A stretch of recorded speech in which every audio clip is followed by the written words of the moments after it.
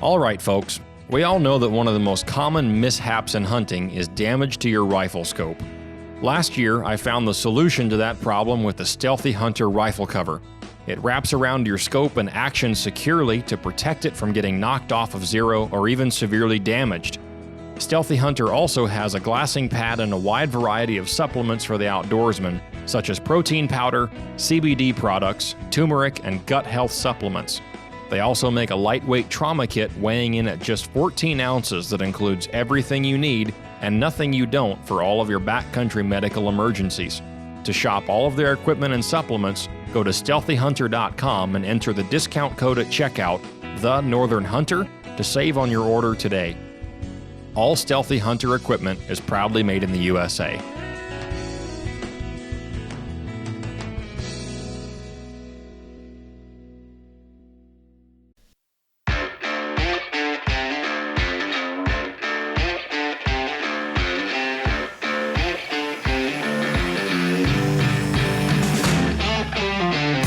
You're listening to the Northern Hunter Podcast, home of all things hunting, fishing, and outdoors in Alaska.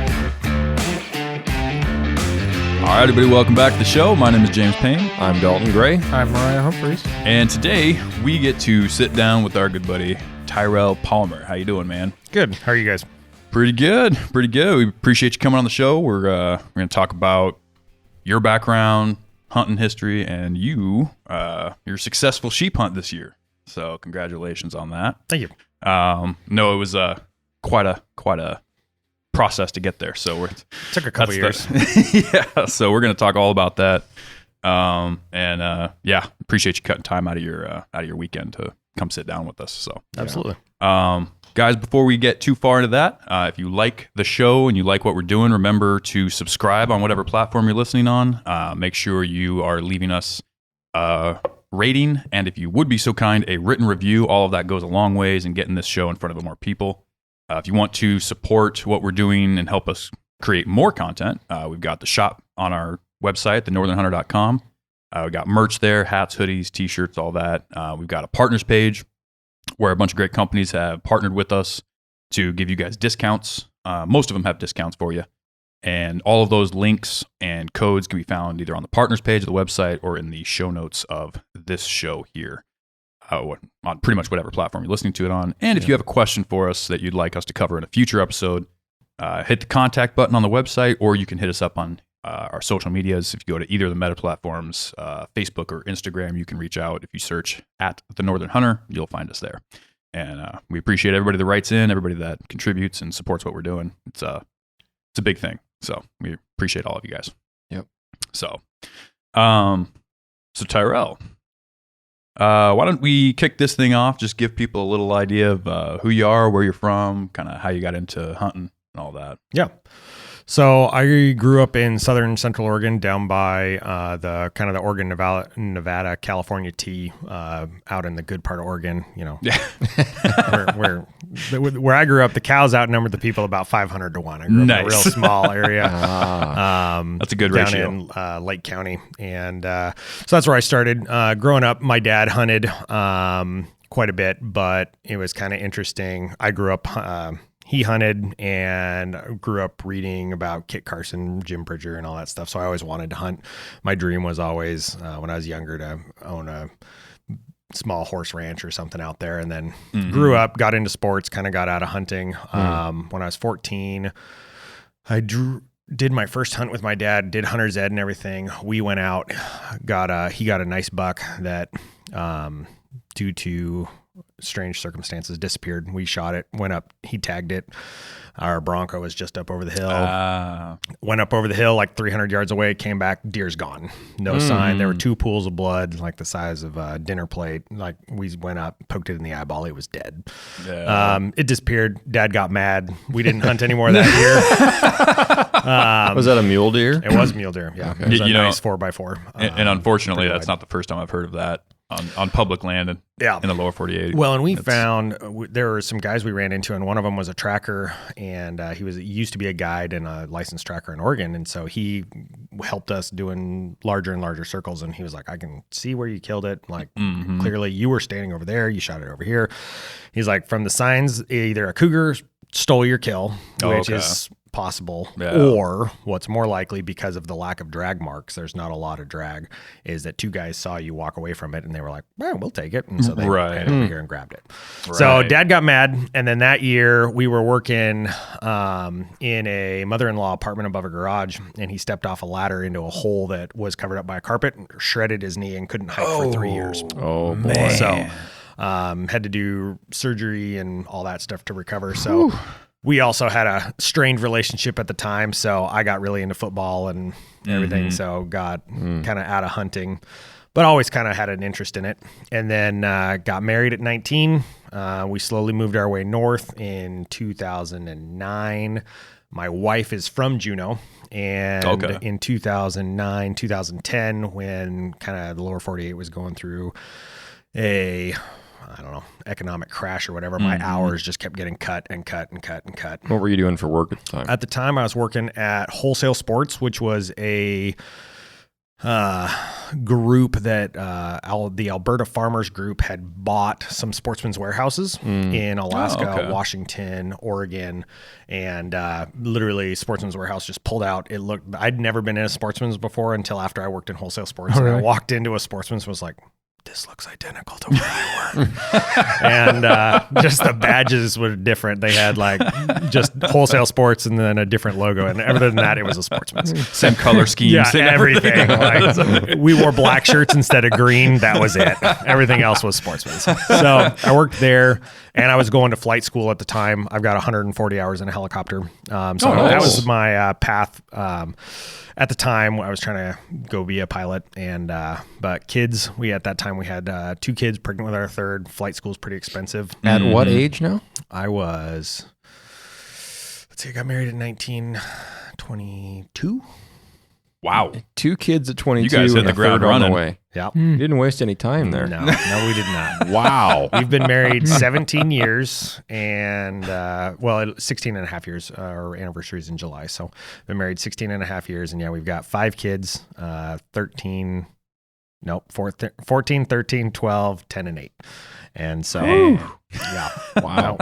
We moved to, so what happened was, we went and visited family in Juneau for the holidays that year. And while we were up here, everybody was just like, hey, if things are terrible, you can always find a job in Alaska. There's always work in Alaska to do. So if things get terrible, so not to go into too much detail, but went home, hours got cut again. Things got terrible. Things were pretty ridiculous. So I applied for 4 jobs, kind of prayed about it and said, God, if you want us to move to Alaska, you need this to work out. And I was offered, actually, I think I applied to 6 jobs, and I was offered 4 jobs that were all full-time, making more money in 12 hours. Wow. So we were kind of like, okay, well, this is probably the direction we're going. So how do we make this work?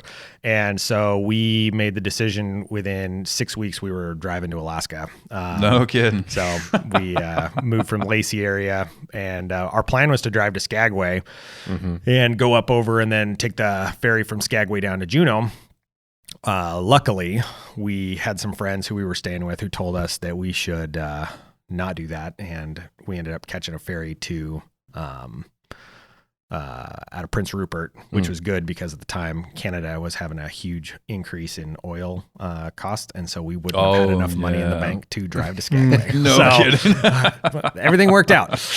And then moved up here, and kind of getting back into the hunting thing, I was just like, I live in Alaska. This is like the best place in North America to be a hunter. If I ever wanted to be a hunter, I kind of got to make it happen. Right. So I started looking into getting a rifle, deer hunting. At that time, I didn't really have any interest in bear hunting. I just wanted to start trying to deer hunt. Yeah.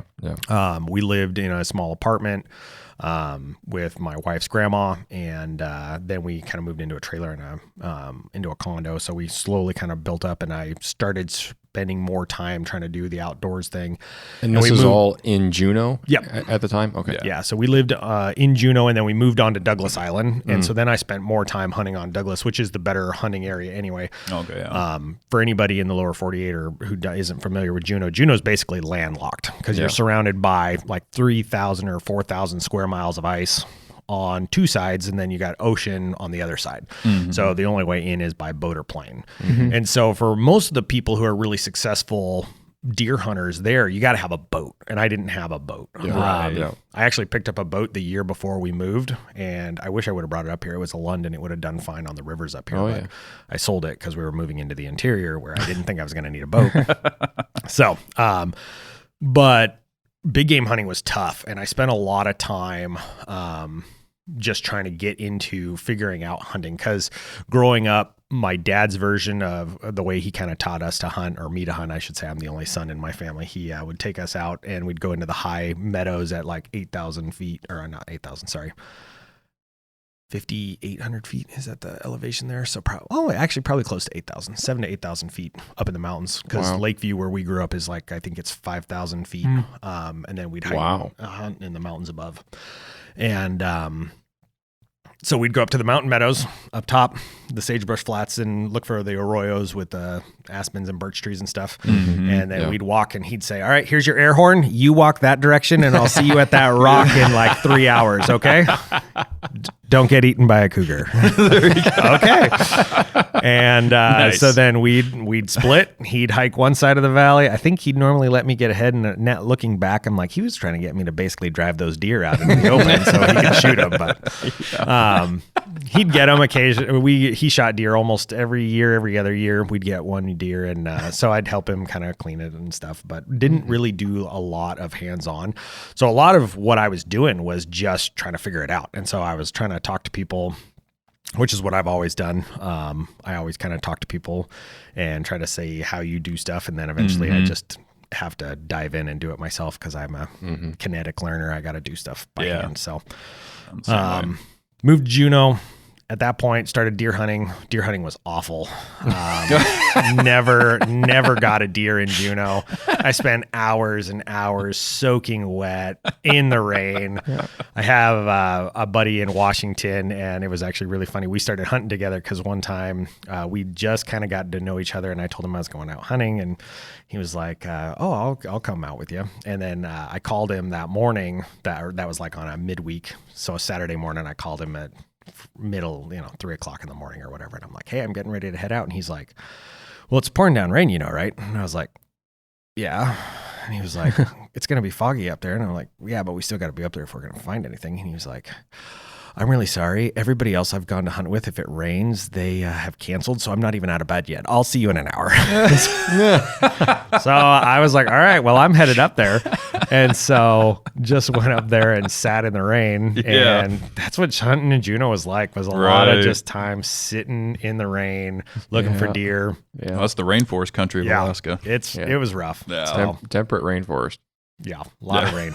So never successfully got a deer, though, in Juneau. No bears either?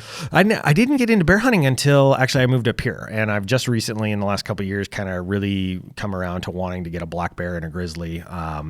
Didn't really look into bear hunting at all while I was in Juneau. So if I can interject here, your progression is great, but you need to change your terminology and your thought process, because you just said a black bear and a grizzly bear. That's you got to true. make that plural, man. That's true. That's true. We're not about just shooting one bear around It's here. true. I mean, I don't want to shoot one of anything. No, crank those numbers up. Those are rookie numbers. Well, you got to start with one, though. You got to find some success. I know. I'm just giving you a hard time. Yeah. There you go. But so what I did really get into was waterfowl hunting. And I was talking to James and Mariah before the show. I love it when you guys go off on waterfowl hunting, because I will nerd out on waterfowl like nobody's business. It's ridiculous. I love it. I don't think there's anything you can do more fun with a gun than hunt waterfowl. Really? So I got really into waterfowl hunting, pretty obsessed. There were multiple times where I'd be the only guy in the wetlands because the weather was awful, but I'd hunt the Mendenhall wetlands down there in Juneau. You had to get a special permit through Fish and Game and stuff, but it was a blast, and I loved it. We would go out and decoy. Once I figured out decoying and calling, we would go out and decoy and call before work until we got to the point where we'd go out throughout the decoys, and we'd be like, all right, we don't have enough time, like set seven, 8 decoys. That's it. And then have 20 minutes to hunt, and then have to pack everything in, and then run back to the truck and make it to work to change at work. And then we're like, all right, it's not worth setting out decoys anymore. We'll just jump shoot. And then we just walk out and try to jump shoot until it just wasn't worth it. And then we'd hunt weekends. Yeah. This is actually the first year I have not hunted on Thanksgiving, and in Juneau I always goose hunted, tried to get goose, which I never was successful with goose. You guys were talking about the goose down in Southeast being tough. I think we're going to change that fortune this year. I hope you guys do. I shot a goose with a bow last year here in town. Tagged a goose with my bow at 50 yards. And, that thing was fantastic. On the wing? Tasted amazing. No, on the ground. No, they were in a field by where my work is, and I was like, I had talked to my boss previously and was like, hey, if these geese are out here, what do you think? And he was like, as long as you don't like make a mess and make a big deal out of it, I don't care. There you go. So, don't bring it in the lunchroom to clean it. Right. So, but man, goose is fantastic. And a lot of the ducks, they all do have a different taste and stuff. Man, some of those ducks taste so good. But yeah, that's what one thing we noticed was, I think we talked in the last episode we had done. Yeah. We tried like 7 different kinds down there or something like that, and every single one had a different flavor to it. Yeah, it was really interesting. And like you guys were talking about too, there's a lot of difference in what they're eating. The teal and stuff. There's puddle ducks and diver ducks. The diver ducks tend to taste worse because they're eating fish and bugs and stuff, where like mallards and teal and widgeon, the puddle ducks, they're eating more grains. Even in an area like Juneau, they're eating grass seed and stuff more than they're eating fish. And so that's where you get some of the changes. And that's like why the canvasbacks back in market hunting, one of the reasons they were so popular was because they eat water parsley. And that that's really all they eat is a water plant. And they don't eat any kind of like fish or anything like that, and they're a big duck, and that's why they were supposed to be so good and why everybody really loved them. So gotcha. Okay. So yeah. What kind of ducks did you guys hunt primarily down there? So September is teal. In September the teal come in first. Juneau starts, they change every year, so it's either September 1st or September 16th, and then they go to either December 16th or December 31st, and it flops every year. Oh, okay. Do they sometimes have a 2-week break in December? Nope. Not that I'm aware of. They did that this year. Did they? Yeah. Interesting. December 1st to 15th is no waterfowl. In all of Southeast? Units 1 through 4. Really? Wow. That is new. So I've been gone. Let's see. We moved up here. So we moved to Juneau in 2010, and then we moved to Fairbanks in 2016. Oh, okay. So I haven't been back down to do any hunting. I'm actually trying to talk my sheep hunting partner that we'll talk about later, but I'm trying to talk him into doing some hunting down there. So I really want to get down there. Yeah. Nice. Kind of jealous of your guys' upcoming blacktail deer trip. It's an annual thing, man. I need to figure out how to get invited on that so that I can come shoot a couple deer, because I don't know how to do it apparently, because I've only shot one. So, but no, that's going to be an awesome trip, and the waterfowl and stuff. So my wife does not like bird mounts, but I have told her, like, put my foot down that eventually there will be 2 or 3 harlequin in the house, because harlequin are just freaking such a cool looking bird. Couple of penguins. Penguins. You ever shoot any of those surf scoters? I have not shot. I didn't do much sea duck hunting. We mostly hunted puddle ducks. So September was teal, and then you'd see mid to late September, the widgeon and mallards would start coming in. And so we'd see widgeons, and then you'd see a lot of the other variety. We'd see sea ducks coming in. So we'd see the buffleheads, and we'd see some of the golden eyes and some of that stuff start filtering into the wetlands. Yeah. But early season was always teal, which is they taste the best, but they're so small you don't get a lot out of them. Gotcha. Widgeon and teal are the funnest to shoot because they fly super acrobatic. I've seen a ball of 15, 20 teal flying at 10 feet above the water at Mach 5, just zipping along. They are fun. And then widgeon, I've seen them, they'll flip upside down, they'll do barrel rolls in the air. And so when they decoy, they're just so much fun to decoy. Decoying birds is by far my favorite. I love getting the birds to come exactly where you want them, and then landing right there and watching them cup in and come in is just a blast. So Did you do any kind of waterfowl down at Lower 48 before you got here, or was that no? And that's actually so frustrating because the area I grew up in is fantastic waterfowl hunting. Like, just my dad hated shotguns, so he always said shotguns were stupid. So I never even shot a shotgun until we were actually in Juneau. And my deer hunting buddy, one time, I was like, "We got to find something else to do because deer hunting sucks." And he was like, "Well, we could always waterfowl hunt." And I was like, "What do you need for that?" And he was like, "You need a shotgun." And I was like, "Shotguns are stupid." And he's like, "Have you even ever shot a shotgun?" And I was like, "Fair point. No, I have not." And I bought a shotgun, and man, it was lights out. I was so then off and running. Let's dive off this longboard here. Yeah, yeah. What is your favorite combination of shot size? Do you use steel or bismuth or tungsten? So I started with a Remington 870, just standard 26-inch barrel pump. And then I moved into a semi-auto, so I could shoot 3 and 3.5-inch magnums. And I shoot steel. I've just only ever shot steel. For late season, if you're hunting, once the smaller birds are gone, I'll try to shoot like number 2s and number 1s for mallard. Number 1s are BB for geese. Like I said, never was successful goose hunting in Juneau, but that's what we always attempted. But for late season with the bigger birds, we'd shoot number 1s and number 2s. Early season, I'd shoot number 3s, and I only shoot 3-inch. But so I progressed from that 870 pump to a Remington. Gosh, I don't even think they make that shotgun anymore, but it was a Versa Max or something like that. And I did not like that gun. Switched that into a Mossberg, and then I sold the 870 and the Mossberg, and I got a Browning Maxis. And that is a fantastic shotgun. I love that thing. It 26 or 28-inch barrel? 26. I wish I would have got the 28, but it is the 26-inch. I'd like to get one of their new A5s that now they're not even new. They've been out for a while now, but in my head, they're still new. Those seem like really nice setups. I would love to get a It's always new A5. until you own one, right? Right? Yeah, exactly. Well, and it's like in my head, I haven't even been looking at shotguns in a long time because I bought that Maxis, 8 years ago.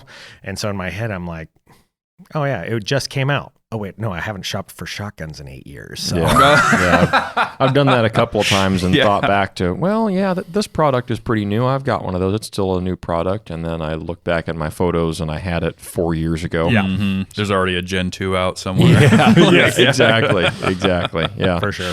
Yeah. The gun I'm taking down this year for birds is a 28-inch barrel 870. It was my grandfather's shotgun. Oh, wow. And he did very limited waterfowl hunting after they moved up here. He had a friend, a good family friend of ours, and my grandpa and my dad would go out with this family friend and their son, who was my dad's age, and they're still friends to this day, and they grew up playing hockey together.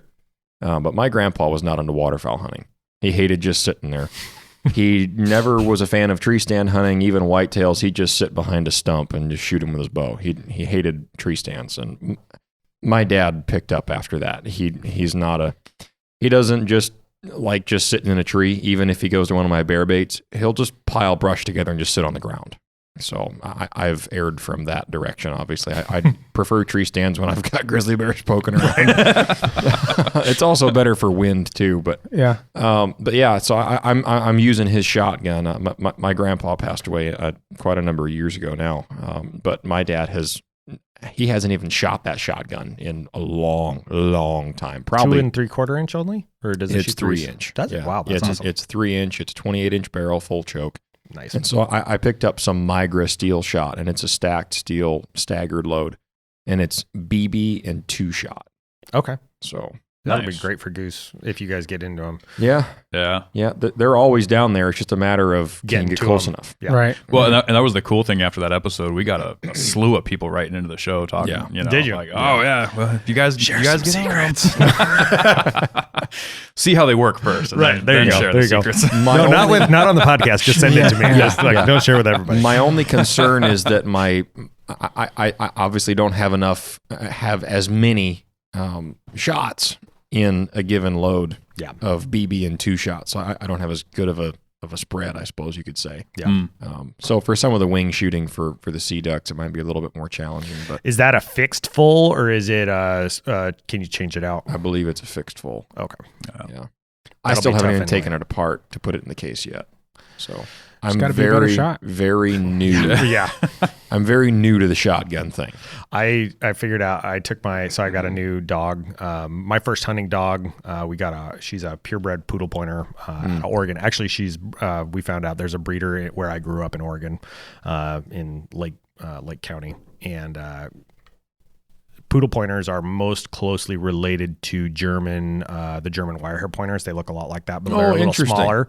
And actually, I think doing a little bit of research, they're an older breed. They're like 200 years old, but they're not popular in America. They're not registered with AKC. And what is they're AKC? not as well known.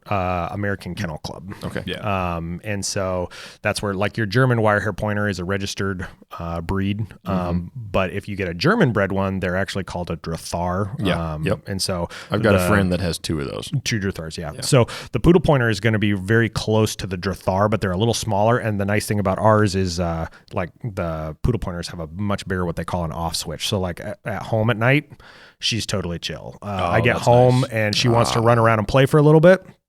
And then when I'm done for the night and I go sit in the chair to watch YouTube videos of hunting stuff or read, like, I've been reading the Trapper's Manual because I'm trying to start a small trap line and stuff, she'll just jump in my lap and just lay down, and she'll stay there for an hour. Okay. And then she'll get up, go get a bone, and then lay down next to the bed, or lay down next to the chair, and just totally chills out. And that's super nice. And that's what a lot of people say, the Drathars don't really have that same off switch. Every time I've been to that friend's house, those Drathars are just keyed up. Yeah. They are jumping up on your chest, and they're great dogs. And actually, I'm really fond of them. I think they're awesome dogs. Yeah. But I do not like dogs that are too energetic. Yeah. The jumpy, always throw a ball, Right. play with me, pet me, touch me, and Pay attention to me. She definitely is very affectionate, where she wants to be, like, with you, and she wants you to be, like, touching and petting her most of the time. Like, if I'm sitting there, she'll come over and stick her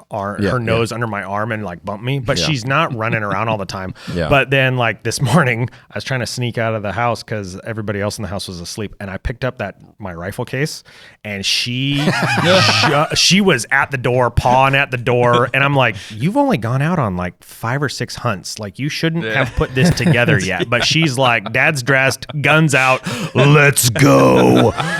And I was like, calm down, get back in the kennel. Right. oh, your poor dog. Yeah, So- she's probably sad, but and the chokes is I forgot. I took her grouse hunting for the first time, and my first time grouse hunting, and I was missing these grouse terribly. And then I realized I'd left my full choke in, so I wasn't shooting a modified choke. So I was missing the grouse because we were close enough that because with a full choke, you're, depending on your shot size, or your shells and stuff, like at 20 yards with a full choke, your shot might be the size of a softball. Oh, wow. So modified choke is better if you're shooting in closer. Full choke's better for like 30, 40, 50 yard shots. Gotcha. If you're shooting closer in, which I traditionally do. But I had that full choke in there because the last time I had been out, I was set myself up in a situation where I thought I was going to be taking 30 and 40 yard shots. And so I had put that full choke in. And so I went to clean my rifle afterwards and was like, shooting at these grouse at like 10, 15 yards. And so I was shooting like smaller than a softball size ball a shot at them. I see. So Probably a good thing you didn't hit them. probably. probably. And mutilate them. Yeah. I have So that's why I was plans- asking about if it's fixed choke or not. Yeah, I got you. So for down there, most of our shots, in the way we've been hunting, they're Yeah. 20, 30, 40, 50 yard Yeah. shots. A lot of them are over 40. Yeah. So a you lot should be of good them. with that full choke if you're shooting over that 40. I have a fixed full choke, 28-inch barrel. It's ported. Oh, you're just 28 too? It's 28. Yeah. Okay, yeah. And I like your shotgun. You've got it's not an expensive shotgun. It's a Mossberg 835 Ulti Mag, they call it. Yep. Takes it up to 3.5-inch shells. It's like a $500 shotgun. But the thing's sweet. It's a pump. It's a pump. It's not an auto or anything, but I like your double bead setup on that. yeah, and it's got the double bead. Yeah. Oh, yeah. That's pretty really slick. the nice, high bead yeah. and the mid Yep. bead. Yeah, That's super nice. Yeah, he let me borrow it for a couple of birds down there last year, and it's pretty slick. Fiber optic on the front, No, I think it's solid. just a solid a brass and a white. brass and a white. Yeah. Nice. Interesting. Yeah, I learned the hard lesson of the differences in barrel length last year because I brought That's right. I brought like my home defense shotgun Yes. because it's the only one I had. Yep. And it's cool.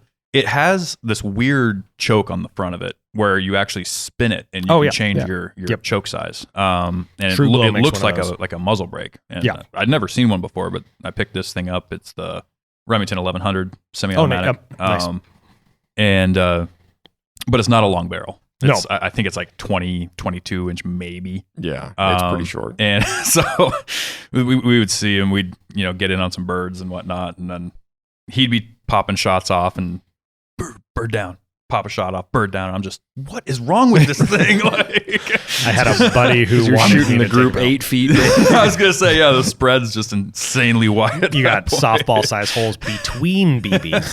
right. I got a buddy who, a local guy, he's been helping me coach the youth football out in North Pole the last couple of years, and he was like, Tyrel, I keep seeing you post pictures of these birds and like getting out, and I don't have anything to do this time of year. We should do some bird hunting. And kind of the same thing. I was like, yeah, what shotgun do you got? And he's like, oh, I got this home defense. I was like, Yeah. does that have a slug barrel on it? He was like, I don't know. I was like, we need to get you something with at least a choker or something. Yeah. So, Yep. I fully intend when you and I get down into our shooting range before we get out hunting to shoot that shotgun with that. Oh, and just map a heads your up. pattern. Just to see. Don't shoot slugs with a full choke. I definitely won't. yeah, Okay. don't do that. That'd be real bad. That'd be real bad. Not Real gonna- bad. You might be okay with like a saboted slug or something, but I'm not gonna try it. Even then, Still, I don't think that's a good idea. You don't want to banana your barrel. But no, that's not even my gun. you guys pattern your fixed or your not fixed your hunting rifles, and a lot of guys, when I was really into waterfowl in Juneau, that's what a lot of guys will do the same thing. They'll try 4 or 5 different types of shot, Really? 4 or 5 different types of brands. really? And Really? they'll see how they pattern out of their guns at different distances, and they'll just get like a big sheet of cardboard, 4-foot sheet of cardboard, put them out at different distances and see where they start opening up and you start getting the big balls in between. No But yeah, kidding. waterfowl guys, they get pretty... They're Yeah, a little nerdy That's too. something that really has me interested in Mhm. getting more into waterfowl hunting. I love it. It just seems like such a low stress, fun activity. It's so thing much to fun, do. and that's like, there's no being quiet. Like we go out there and we're drinking coffee. I will say, if you're gonna call, if you get into duck calling and stuff, you do have to be careful. It's something that I never did as good as I could, but I knew a couple guys who were competition callers, and anytime you introduce anything into your mouth that's got sweets or anything, it makes you salivate more, which makes you plug your calls up faster. You're just blowing that hot air. You want to blow from your stomach. You don't blow from your chest like you're trying to fog up a mirror, and so you get all that moisture into the call. So drinking just black coffee, drinking water, things like that are No fine. little Debbie's. But no little Debbie's, no super sugary coffee, anything that makes you salivate more. You're just going to plug those calls, and especially up here when you're hunting in cold weather, Yeah. Right. you'll freeze those calls up real fast, and because you're just introducing so much moisture. So, Well, unfortunately, our weather forecast looks unseasonably warm. So but that's when you get calling anyway. So you gotta. That's another thing. we'll Like, we're definitely be gonna- doing some calling. Perfect. Yeah. Yeah. So I know that you've been going through the process of training your dog. Yeah. This year. Talk a little bit about what that's looked like for being in like the interior of Alaska, because I know I've talked to some people that say they'd like to do that but don't know. So there's a couple of different programs in Alaska. Unfortunately, there's no really great club in Fairbanks, but there is a group. They're actually with, they've even got a Facebook page. It's the Fairbanks NAVDA, which is North America Versatile Hunting Dog Association. It's like North American NAVDA and NAVDA and something else, VDD or something. And they're guys who mostly breed and train Drathars locally. I think there's 3 breeders locally. Okay. For Drathars, and there's a GSP or a German Shorthair Pointer breeder locally. So they do some training out on the flood control project and stuff during the summer, and then in the winter they do some stuff at the Canine Center out there in North Pole. Okay. So there's some access to that stuff. There's also a ton of stuff on YouTube, but it was really intimidating for me because I had never owned a dog before. I'd wanted to do this, but having a dog. And then the breeder we bought her from specifically was like, we don't sell to anybody who doesn't hunt. We only sell to hunting families. So you have to commit that if you buy this dog, or like they have a dog in Anchorage, actually, from the same breeder that guy hunts geese up in the bay up north, the big bay, Cold Bay or whatever it is. They go hunt geese up there, ptarmigan and grouse hunt all year round. It has blood tracked multiple bears and moose for them in southeast or in southern, in Anchorage area, Kenai Peninsula area, where it's helped them track down multiple wounded animals. And so they use it for everything. They do shed hunting and everything. So he was like, if you buy this dog from us, you have to commit to hunting it. And I was like, well, that's the only reason I want it. I don't want a dog just to have a dog. I want a dog to do waterfowl hunting and bird hunting and maybe shed hunting. Yeah. Luckily, she's been super smart. So I talked to a couple of the local breeders, asked for some pointers, ways to kind of introduce retrieving and stuff. And just watched a lot of YouTube videos, starting with even from the time they're puppies, introducing them into feathers, bones. I started cutting up once we decided we were going to be getting a dog. The last couple moose and caribou I harvested, I took all the leg bones and cut them up into like 4-inch sections. The antlers from the last couple cows I've cut into 4-inch sections. Caribou. Yeah, sorry. Couple, take the antlers and then cut those into sections, and then I'll hide those out in the yard and like play with her with those, play with the wings and stuff. So how early on were you doing this with that dog? As soon as we got her. So we got her at 10 weeks, I think, 9 or 10 weeks. Wow. And like some of these breeds, it's really amazing. Like he sent us a video of them playing with a feather in front of these like little 6 weeks old puppies. And some of them, we wanted a female, but there was like, I think there was a male that even at like 6 weeks, they flipped a wing out into the group and like three of them locked into a point. No immediately kidding. At like 4 or 5 weeks old, they lock into a point and then they'd start playing and then they'd go back and stuff. And he's like, you can tell some dogs are just a lot birdier than others. Some dogs pay attention a lot more. And so depending, their personalities are just so varied, but yeah, even as little tiny pups, you can find videos of the Drothars, the poodle pointers, the GSPs, and they'll just lock into a full point, not even knowing what they're doing. It's just completely instinctual. So it's pretty amazing. That's really neat. So that's been for her, like, this winter, it was really funny because when I shot a duck, she retrieved it, her first wild retrieve. And, the second time I took her out, it was really cold. There's snow on the ground. And I threw a bumper into the water a couple times because we weren't seeing any birds. And she went in about 2 times and then was like, yeah, I'm done. It's cold. It's cold in there. There's nowhere to dry off. There's snow everywhere. I'm not interested in the bumper. And then we had a duck fly over and I shot it. And she would like walk to the water's edge and wasn't sure. And I just kind of pushed her in the water and she just went, got the duck and brought it back. No problems. As soon as I pushed her into the water and she realized it was a duck and not a bumper, I could not get her to go get the last bumper. I did have to go get it, which is something I need to work on with training. There's a couple of different programs, Force Fetched and I don't remember the name of the other program, but you kind of train them that basically when you say fetch, you don't have an option. You got to go do it. But once you just stand there and point at you, right? You go get it. So the last bumper, I think I actually walked her out in my chest waders into the slough and like pushed her out. So she did go get it. I didn't go get it myself, but she wouldn't. But as soon as she saw that duck fluttering and her paws were in the water, she just took off. Yeah. And that one was floating downstream. She probably swam 50 yards. Oh, wow. Because it got caught in the current. And she just, once she saw it and that wing flipped up white, she was gone. Nice. And straight back to me. We're working on some soft mouth stuff. She kind of bites at it, which is something I got to figure out how to train to get her to stop. But well, cool. But yeah, it's really cool. Yeah, nice. That's very cool. And it's a ton of fun just seeing her. Like we went out for a walk last Saturday, and just on looking for if we would run across any fox or anything. Since I've got my trapping license, I was like, yeah, if we run across a fox or a rabbit, I'll pop it with my 17 and let her retrieve that too, because they're supposed to be great on fur as well. A lot of the guys train the Drothars to do fur. And so, but she was just nose down in the fox tracks. We ran across a wolf track and she like froze on it and then kind of followed it really cautiously a little bit and stuff. So super cool. So kind of a multi-purpose hunting dog. Yeah, and that's the NAVDA, North America Versatile Hunting Dog, is all about. And we got her tested. We went down in July they do a one test a year.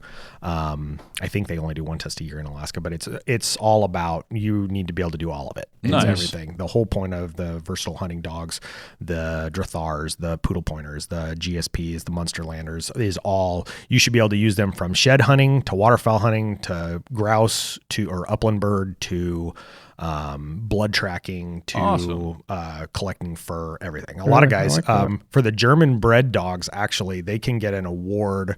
Your dog can get special recognition. Like for the German registered dogs, if your dog kills a fur bearer, like a fox, if your dog catches and kills a fox, it like is leveled higher in the breeding. No kidding. I just found out about that doing some research because somebody was asking about a poodle pointer. They're like, if my poodle pointer catches and kills a fox, like, what do I do? And they were like, you turn it in because that's awesome. You're right. So pretty interesting. It's a whole different world. It's so funny, like listening to your guys' podcast and a couple other podcasts and just being involved in some of this stuff. Each one of these worlds, whether it's trapping or waterfowl or upland bird, there's so much you can dive into. Right. And so like for me, I've got really limited time. Family guy, 5 kids, tons of activities. Yeah. Yep. I got dance, we got football, I've got my work. I sell heavy machinery, which gives me a little bit more freedom. I can kind of go around town and stuff in my truck, visiting customers, but still a lot of time. Right. And then for time off, I'm really limited. I get 3 weeks off a year, and then I get like 7 holidays. So my time, and my wife and I's agreement is I can use half my vacation time for hunting stuff. There you go. So I get like, this year I got 7 days. And so like that was all dedicated to my sheep hunt this year. As soon as I drew that tag, I was like, okay, 7 days for sheep hunting. And so it really limits my time. And so it's hard to get involved with everything you want to do. I'd love to reload. Where do I find time and space? I'd want to do more with the dog. Where do I find time and space? I want to do more with waterfowl, but I'm trying to get a moose so that I can feed my large growing family and my 13-year-old son, who's now taller than me, much to my dismay. Not happy with it. Yeah, he's super excited about that. He told the family, he's like, all I want for my birthday is to be taller than Dad. So on his birthday, my wife got a piece of wood and a level, and he's officially like an eighth of an inch taller than me. Wow. So crappy.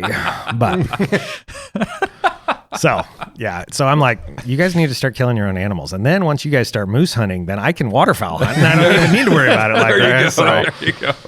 And don't call me when you kill one. You take care of it yourself. Right. Yeah. That's what I had to do with my first one. I called I had like 7 or 8 people who were like, hey, when you get your first moose, call us. No matter what, we'll be there. And I called all 7 of them. They're like, hey, I'm really sorry. We're busy. So eventually I was just like, all right, well, I guess we're going to figure this out. You've watched enough YouTube videos and helped your dad a couple times. So just get her done. And there you go. I got it home. So, well, let's take a quick break real quick and we'll get into the interior stuff. Perfect. Hammer Bullets produces what we at the Northern Hunter consider to be the most premium and best working monolithic bullets on the market today. These bullets are easy to load, extremely accurate, and best of all, they're always in stock and ready to ship.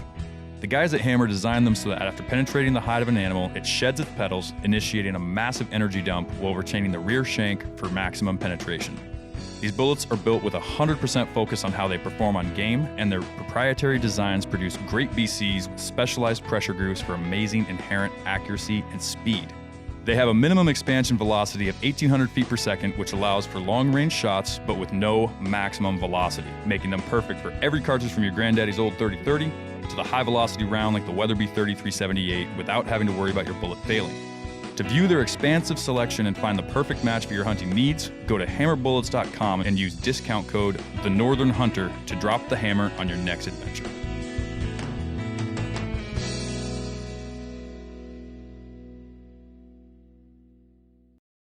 All right, so it sounds like you've had some better hunting success since you moved up here, but what prompted your move to the interior? Job opportunity. A position opened up as a salesperson up here, and my boss contacted me. I was like, hey, I really think you should apply for this job. And okay. You should do that. And I was like, there's no way my wife from Juneau is going to move somewhere where it gets minus 50. And he was like, well, just ask her. And she was like, yeah, no, it's not happening. And long story short, we ended up 3 months later, we moved up here. So that was July 1st. I think we drove up the July 4th weekend of 2016. So Okay. So you took a ferry from Juneau to Haines. Valdez, or we went up to Haines, Juneau to Haines. Okay, to Haines. And then we drove with all the kids and a U-Haul. So my wife took the SUV and all the kids, and I had a U-Haul. And we drove from Haines. So it was it was 4 hours on the ferry from Juneau to Haines, jump off. And then it was, I think, 6 hours to Destruction Bay, which is kind of the halfway point between Haines Juneau to Fairbanks. So we got to Destruction Bay, rented a couple of rooms, stayed the night there. That's a gorgeous area down there. Oh, it was such a cool drive. It was beautiful. I really enjoyed that drive. I would love to go do some hunting in British Columbia and in the Yukon. I've got that's something that's kind of on my list of in future plans. The thing that blew my mind about British Columbia when I drove through was that just on the highway, I'm pretty sure we saw every version of wildlife there was. Yeah. I mean, there was bears along the side of the road. There were bison on the road. There were elk. There were deer. There was just as you're driving through, it's like Yellowstone. There's a ton of animals in British Columbia along that road. We didn't see much wildlife. That was, and we were really expecting to, but we barely saw anything on both trips. So we went through British Columbia again when we drove from Washington to Juneau. We went up to Prince George and then over to Prince Rupert, and that whole thing's in British Columbia, and we saw hardly any wildlife. Really? So that was really interesting, but which was probably a godsend at the time because that Durango I was driving, I couldn't even see the right-hand mirror because the car was so loaded with stuff. My wife had all three of the cars. I literally was like, my right elbow, I couldn't even use the middle rest because it was shoved full. At the border, they opened the doors and they looked at it and were like, you're going to have to put this back together. We don't know how you close the doors. And like, they all sat there and watched me jigsaw it all back and shut the doors. It was at least did they make you pull it all out or no? No, they were going to search the car and they looked at it and were like, all right, you're good to go. They opened all four doors and the back, and then we're just like, stuff was falling out all over the place. And they were just like, I'm sorry. Right. And then, just watching me like a circus act, just put everything back together. The Clampets go to Fairbanks. Yeah, basically. There you go. So luckily we're nothing bad that. Yeah. So you struggled with the deer hunting down there, and deer hunting was terrible and whatnot. So when you got up here, did you pretty much hit the ground running, just trying at stuff in the interior? Or did it take you a while? When we got here, I knew before we moved up, I knew a guy that had archery hunted quite a bit in just the FMA, the Fairbanks Management Area. And so I grew up shooting a bow. I started shooting a bow. My dad was a big archer. And so I started shooting when I was 4 and I shot till I was about 17. Okay. And so I did a horse trade, got my bow cert right before we moved up here. And so I came up with the intention to moose hunt locally, just in the FMA. Yeah. I wasn't sure where it was going to go from there, but I had a rifle and I had a 30-06 American, which is Ruger American, which is I ended up selling because I hated that rifle. But I had that and a bow, and so I kind of started running around town looking for moose, and had a couple guys show me some spots that they had gone to. And actually, that was the guy who no longer lived here, and they had a house they were renting, and so he kind of would come up to take care of the house and show me some spots. And so run around town looking for moose with a bow, and I did that for the first year we were up here, so that was 2016. And then in 2017, I did my first moose hunt. We went out and did like a 5-day stay out in a wall tent, and which is why ever since then I've really wanted to get a teepee or something that has no floor, just because I love to walking into that wall tent and having the stove and everything. But did the wall tent. It was an awesome experience. We saw a couple of bulls. Got in a disagreement with my hunting partner, and he wanted to climb the hill after the moose. I told him that there was no way they were going to spook off before we got to him, and anyway, long story short, I ended up climbing the hill to go find the moose. Never found him.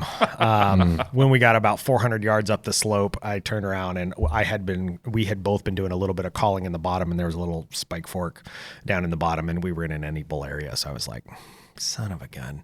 Should have stayed down there and we could have murdered that little guy. Been done and gone home, and I'd have gotten a moose. Murdered. Killed. Just harvested. There we go. Harvested. You caught. I caught the moose. We could have caught that little guy. But so instead we went up after the bigger moose up high and never saw him. And that was the only 2 bulls we saw that trip.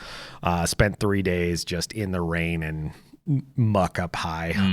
That was an interesting thing. And I really overall, I'm a pretty inexperienced hunter. I've spent a lot of time just kind of stumbling my way through this stuff, trying to figure it out on my own. I haven't really had a lot of mentors really.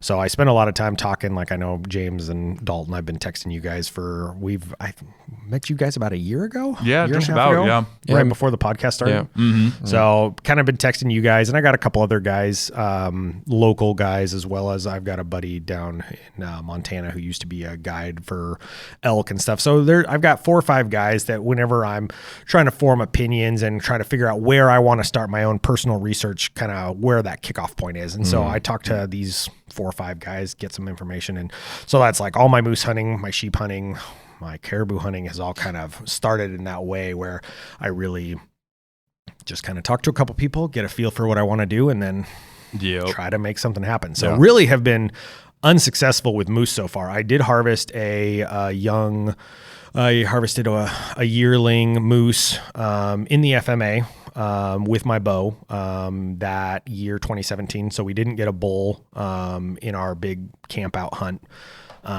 We went 2 weekends. So we went the next weekend and I've actually haven't been out to that spot. I want to go back out there this year if possible, but I haven't been back out since 2017. And then in 2018, I got a Minto cow. We went out and did the cow hunt in Minto, which I know a lot of the older folks are probably the old time hunters. Every time I tell them that, they get real upset. But I didn't know better, and there's mixed feelings about it. But I needed a moose, and we put meat in the freezer. That's what was important. If they're giving away tags and I get one, even if I don't agree with the fact that they're giving them away, at least it's my meat, you know. Well, and I filled the freezer. It was important. If you want to be mad at somebody, be mad at the people that issued the tags. Don't be mad at the hunters. That are just trying to feed their families. But so those are the 2 moose I've harvested. So got one in 2017 with my bow, one in 2018 with a rifle, and then I got really close 2 years ago. We got a bull moose, and we were out in 50 or 4 Spike Fork 50 or 4 area, and we called in a 3 brow tine bull who he was I think you right sent me on the video of that I sent one, you some pictures of it. I don't know if I shared them with you, Dalton. Yeah, I don't think I saw We those. pulled in a bull, and he walked. I had my older son with me, and it's still one of the things he thinks was such a cool experience. But that bull came on a string to, I want to say 27 yards. You have video and photos of it? Yeah.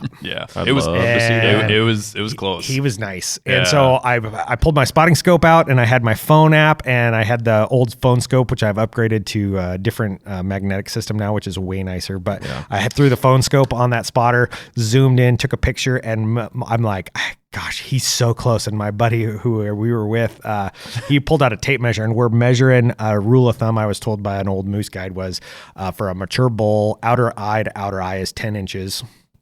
So if you measure that and then you take whatever it is, so like on a tape measure, you make that half an inch. And then if you're 2.5 inches, if your horns or your antlers are sticking out on the edges, then you're legal. Yeah.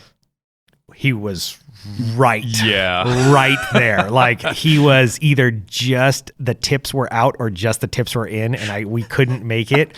And my son's sitting there ranging him. He's like, Dad, he's at 60 yards. Dad, he's at 50 yards. Dad, he's at 30 yards. Oh, Dad, man. can we shoot him? Dad, he's at 45. And I'm just sitting there panicking, just like, come on, make him legal.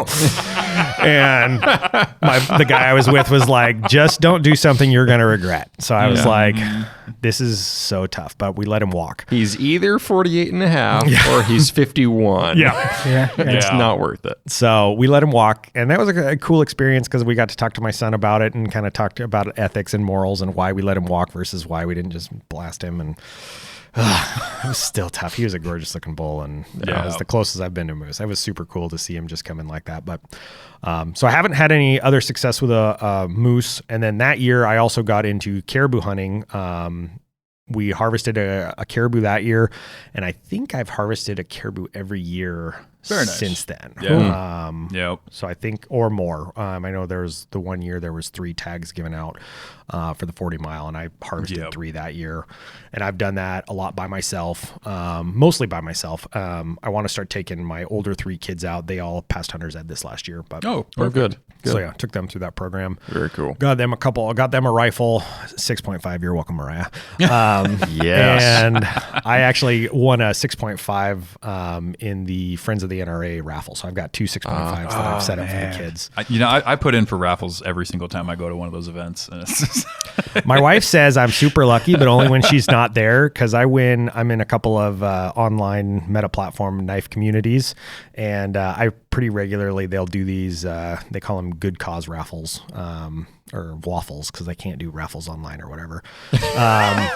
And so they'll do these giveaways for people who have things happen to them. Like the last one, a guy's house burned down. And so they did this. A bunch of people donate knives and stuff. And it's like almost every time I put in, if I don't tell my wife and like if I go to the Friends of the NRA event and she's not there, I win. And she's like, and I've got a couple buddies and stuff and they're all like, you're the luckiest person we know. You always are winning stuff. And but I put in a lot more too. A lot of those guys, they'll put in for one thing a year. Right. So if you put in for one and you don't get it, well, you get it. Where I put in for like 15 and I win 3. Right.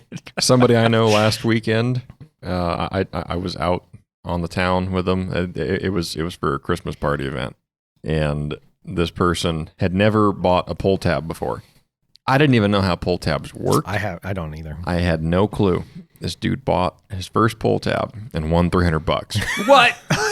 Nice. I think What is wrong with you?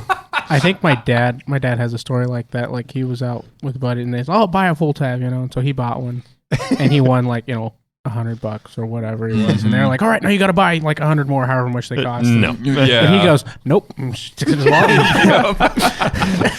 Proved I could do it once.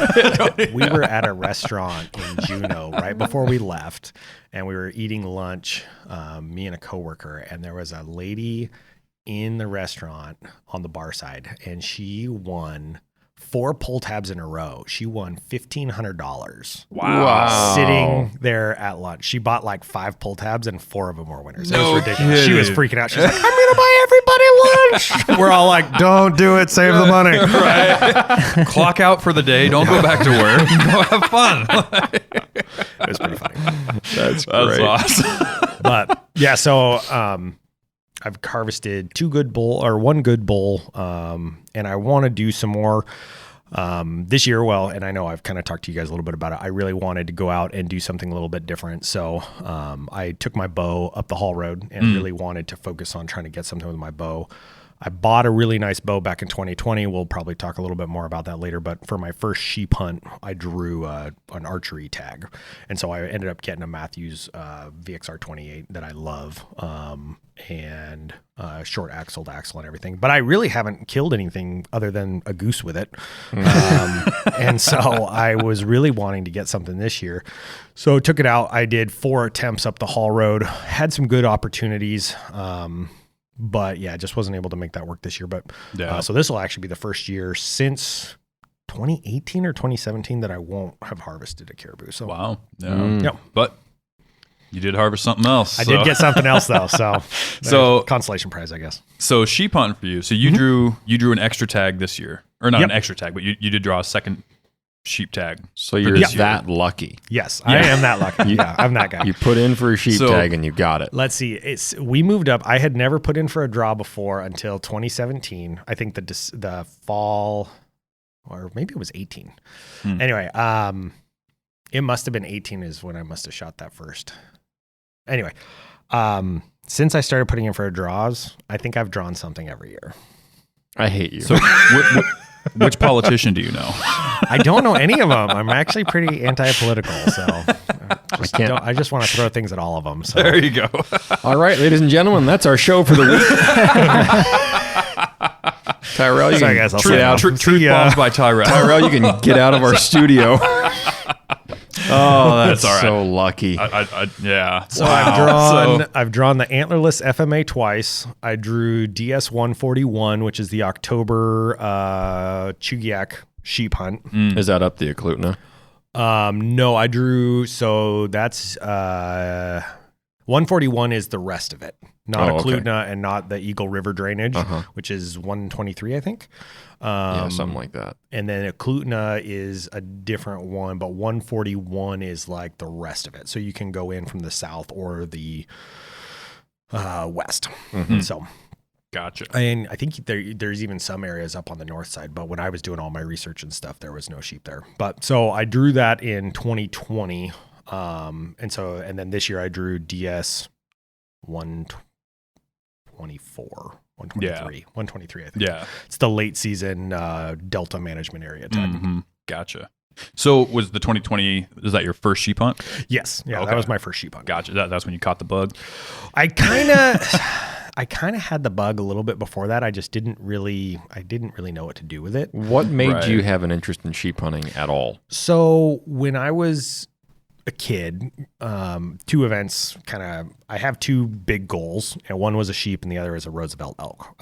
When I was I want to say I was 8 or 9. The first event was my dad was a handyman, didn't have a steady job, and one of the jobs he got was at this Wild Plum winery. They had a really nice stone fireplace, and that the smoke chimney. The chimney was Smoke. the chimney was plugged and stuff. The rocks were falling out. So my dad was fixing it. And we walked in the winery, and on the showroom, he had this really fancy bar and these like big wine barrels, but up in front of it or on above it was 3 Roosevelt elk. And there was one bugle into the left, one bugle into the right, and the other one was looking straight down in the room. My dad said that that's the only time he can remember that I sat down in the middle of a floor and didn't move for like 2 hours. He did the entire job, and I just sat there and stared at those elk almost the entire time. Like he kept having to call me over to help him with stuff, hand him tools and stuff, and then I'd go back to just staring at those elk. And so I've always had this kind of idea that I wanted an elk on the wall, and I've wanted to hunt elk. And then in 2000, my dad was working census, and in Lake County, we went up and over the mountains into a remote area. And while we were doing that, a group of wild bighorn rams ran across the road in front of us. There were 8 rams or 10 rams in the group. I remember 2 of them specifically had pretty big, I don't know if they were half curl, 3/4 curl. I don't remember enough detail, but they had decent head racks on them. And I just remember my dad stopped the Bronco, middle of the highway. We're the only people there because we're out in the middle of nowhere. And so we just watched these sheep, and they were standing on the mountain side of the mountain just looking at us, and then they slowly went up. And ever since then, I've just thought it'd be so cool. I've always kind of been like, someday I'll sheep hunt. Someday I'll get a sheep, and someday that'd be super cool. But it's never been something I focused on. And back then I wasn't even that into hunting. Like I said, and I didn't really get into hunting until we moved up here. Right. So in like 2018 or 2019, I was talking to a couple of guys, and I was like, I need to start putting in for sheep hunts down in the lower 48, because I really want to come down and shoot a bighorn and do that. And one of my buddy from Montana, his name's Ben, he goes, "You're an idiot. Why aren't you sheep hunting in Alaska? You live there." And I was like, I guess that's a fair point. I just hadn't really thought about sheep hunting in Alaska. He's like, "I know you want a bighorn, but you live in the best place in the U.S. if you want to be a sheep hunter." And I was like, all right. So that year, I think that must have been 2019, because I put in for a draw that year, and that was my first draw. So I put in and drew the DS 141 my first time. So there are people listening to this that are probably fuming right now. You're welcome, everybody. I'm the guy who's stealing your time. Not really. So I still haven't got a bison. I've been putting in since I started putting in for draws, whatever that was, and I haven't got a bison. At least yet. he hasn't got a bison, right? At least not this year. I was going to say, he'll probably get one next year. I was going to say, I haven't put in yet. He's I got told 2. my wife that I'm not putting in for any sheep hunts this year, but I am still putting in for bison. There you go. And I've told her that when I do draw the bison, I'm getting a shoulder mount and we're turning that whole hide into a blanket for the bed. So it's going to be like 10 grand. So she's just praying that I don't get it. I shouldn't have told her how much it was going to cost. I don't know that I want to ask you which one you're putting in for, but there is one bison permit in this state that I really want to get, and it ain't the common one, Right? Yeah, probably not the same one. Yeah, You probably have way better information than I do. I'm just flying by the seat of my pants when it comes to bison. I just we'll have to want talk one. off the air. Yeah. Sounds good. Yeah.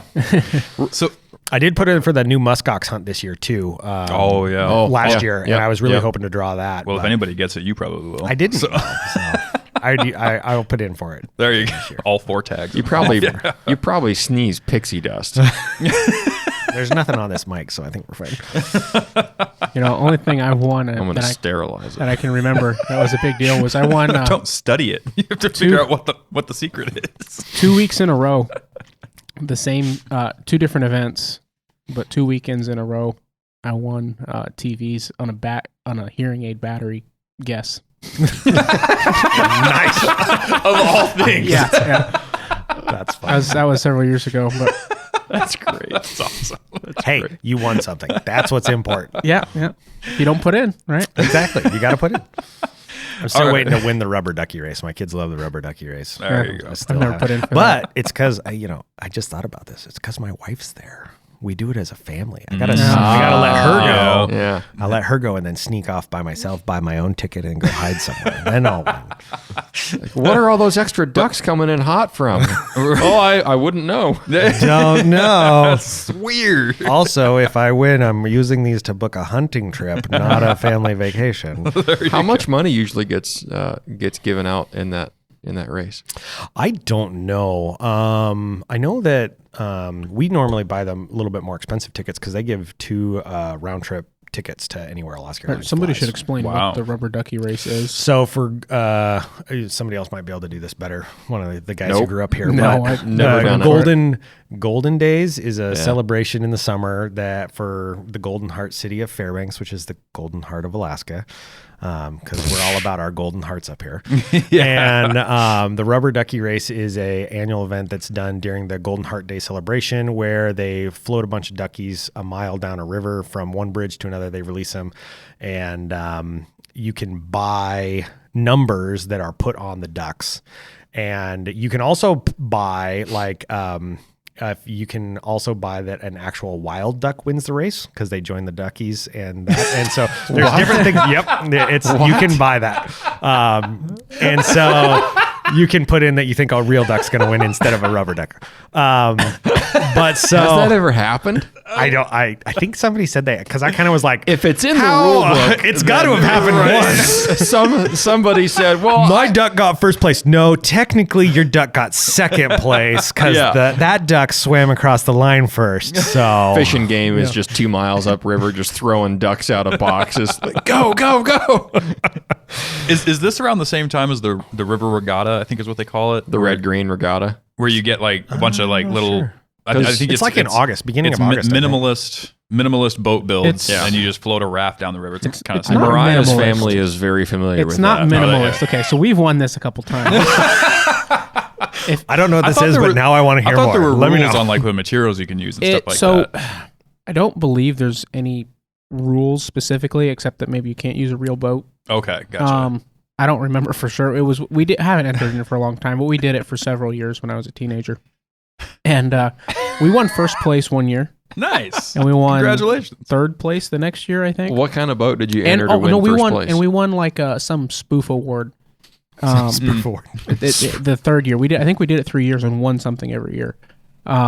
Anyhow, so what it is if anybody's seen the Red Green show, yeah. it's an older show from the 90s. I think maybe started in the 80s, went into the 90s, and it's just a redneck, Comedy, redneck kinda, comedy yeah. basically. kind of a variety show. Yeah. You've got an old guy who's just fixes everything with duct tape, and Yeah. the repair part of the show where he says, if it ain't broke, you're not trying. Yeah. They give out what would be called today like dad advice. It's Yes. all always bad advice, right? But Yeah. anyhow, it was funny, and my dad liked watching it. Well, I don't know, and I don't know if they've actually done it for several years now. I was just say the last time I was involved in it was like, I don't know, 4 or 5 years ago.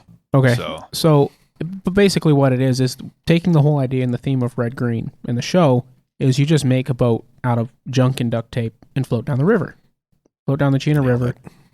You start at I don't even remember where you start, and I was too young to pay that much attention to all that. But you end at Pioneer Park at the boat landing there. right, yep. Anyhow, so it's not like who's fastest or anything like that. It's basically the most Can you make creativity.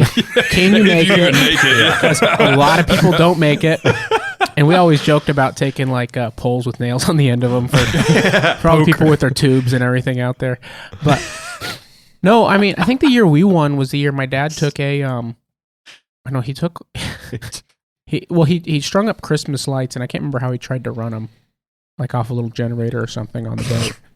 But then he took a moose antler and put it at the back as a rudder and hooked it up with a rope and everything with pulleys to a steering wheel. So the moose antler worked. That's the year we won first place. Nice. And, like and of course it was a whole like antlers everywhere. And it was my grandfather would come up and uncle would come up from the States, and we'd all do this whole thing together. Yes. And we won first place that year. And the next year, I think we won third place. And I remember what we did that year. And then the year after that, we won something called Harold's Debacle, which if you've seen the show, you'd understand the name. And I'm just going to say, watch the show. But, it wasn't we didn't get a prize, but Right. first place was like a real nice bragging kayak. rights. Oh, bragging rights, right. Well, the first place, I think, was like a real nice kayak. Okay. And third place was like a little U-boat, for floating around and fishing. Gotcha. So, I That's mean, cool. decent awards. Yeah. I don't think it didn't cost much to enter. Right. I think we got sponsored, but my dad knew one of the Century Hardware managers or owners here in North Nice. Pole, and so he got us a sign or whatever that said sponsored by Century Hardware, and they gave us a bunch of duct tape. There you go. I think the best part of that show was when that old man Red Green would always say, and remember, folks, if the girls don't find you handsome, they should at least find you handy. Oh yeah, that was Right. every show, every episode. The best advice. I loved that. He actually came up here several years. He came up here once for the regatta. He stayed on the boat with the judges. I don't know if he got any say or whatever. But, and he his real name was Rick Green, but Red Green for the show. But he and then he was up here for the Golden Days Parade, and I was at another float, and they had, I don't know if it was the regatta float or Red Green float. I don't remember why. So he I was bet up you it here, is but, around the same time. Yeah, it probably was July or early Yeah, August. yeah. It was around the same time. Yeah. But it was always on a Sunday morning. What do you win for the happened, duck but- race? So there's different prizes for they normally give away some cash. They give away round trip tickets on Alaska Airlines, and they Oh, wow. kind of give away some Big ticket Yes, items. there's some Yeah. decent things. I mean, there's I'm going to throw out a stupid number, but I think there's 3,000 or 4,000 ducks they throw. 8,000. 8,000 ducks? Is it really? Yeah, it's Nice. a pile of I pulled it ducks. up on It's here. ridiculous. It's hilarious. But my kids love it. And the wife loves it. But I haven't won because I always go as a family. Now I got to try that this year. Go by myself. There you Yeah. go. Well, folks, for the annual duck race in Fairbanks, Alaska, look for the Northern Hunter sponsored duck. We're going to have a big old duck with paddle wings on it that works off the water. Camouflage. We And just it get that just- 10-foot long Yeah. inflatable duck. And it has big old wings on it that just put the other ducks behind it, and it's We're battery all riding powered. on It's it, got that- doing it's the like a little steam the wave boat. like we're in the Thanksgiving parade. Yeah. Like- A steamboat paddles on the side, just churning Yeah, the rubber duckies exactly. behind it. Exactly. Yeah, there you go. Well, it's a cool dive off into a little bit of Alaska culture for Oh, anybody yeah. that's not here, Yeah. not living here. This is Our this is how we summers are stay. short. Yeah, Summers are short. you got to live a You little also crazy can. sometimes. I don't know if they're still doing it. I know they stopped during COVID, but you can also. There's the sheriffs in the jail. Oh yeah, So you can yeah. pay money to. There's a mobile trailer that they build a fake jail on. Oh, that's and you right. can pay people to I can be like, hey, here's $500. I want you to go arrest Dalton Gray, and they will come and they would arrest you, and then you had to pay to get let out, and it was a fundraiser for something I don't remember what. Yeah. But they're all dressed up as mad at you. They're all dressed up as old time sheriffs, and they're all their old Western gear and stuff, driving around a truck with a trailer behind it that's got a jail on it. I've seen that in the Golden Days and parade. they go through the parade, but that's all part of that same thing. So going back to that Alaska culture, we can still pay to arrest people. I would be so mad. Like, that was my ammo money for the week. Right. I was saving that. Our government is rigged. But as far as I know, they stopped doing that during COVID, so I don't know if you can still do that or not. But am I being detained? Show me the warrant. Help, we're being repressed. I could see how this awesome reference. I could see how this could turn very, very bad. Repressing me. Yeah. Well, and that's, I think, one of the other problems they had sheriff's was office. All right, it's here. Well, and some things that I heard, start like, hearing Fortunate Son in the background. there were some people who would be like, they'd get like a whole office together, and like everybody would pay like $100 or whatever the dollar number is to arrest one person. So they'd arrest them, and then they'd be like, "Oh, well, you've been arrested again because you had like 10 people pay to have you arrested." And it's like, what? So I don't know. There's some rumors I heard about some issues with some people getting mad because they felt like they were being taken advantage of by some unhappy people who in the area, but but it would be fun. I hope they still do it. So Point being is, if I see you in my hunting spot, I'm just going to have you arrested. There we go. for golden days. Watch out next year, buddy. I'm going to send a posse after you and put the law on you, son. I know a guy. I'm wondering how I've not heard of this. Like, I've Really? seen the truck and stuff, but I didn't know that was a thing. Oh, really? Yeah. Yeah, it's like it's a pretty big deal. I knew some people back in the day that did some volunteer work for it. They'd dress up and go drive the truck around and stuff. So it was pretty funny. I would do that part of it. That would be a ton of fun. I would do. Yeah, that part I'm okay with. But I would not Ruin want to my be the day. sheriff arresting somebody. No, I'd want to just come be the on. guy driving around, watching the drama, but watching the not show. have to be in the middle of it. just have your cell phone camera going all the time. Yeah. But anyway, so yeah, that's a little bit of Alaska summer. A good bit of Alaskan summer culture there. But That's too funny. so tell us about that first sheep hunt. You caught the bug. You started doing the research. You put in for one of the most coveted draw tags, and you got it your first try. Well, so it started in 2020 with the archery tag, and that was a huge shock. I put in, and everybody was like, oh, you're going to put in, you're never going to get it. And I told my wife, I was like, I'm putting in for a sheep hunt. And she's like, all right, cool. And she was like, what are you going to need if you get it? And I'm like, everything. I have nothing to go on a backcountry hunt. Like, I literally have nothing. And right. I'm sorry. I forgot it was an archery hunt. Archery hunt. Strike that. Reverse it. Just And throw so- an arrow down the tube.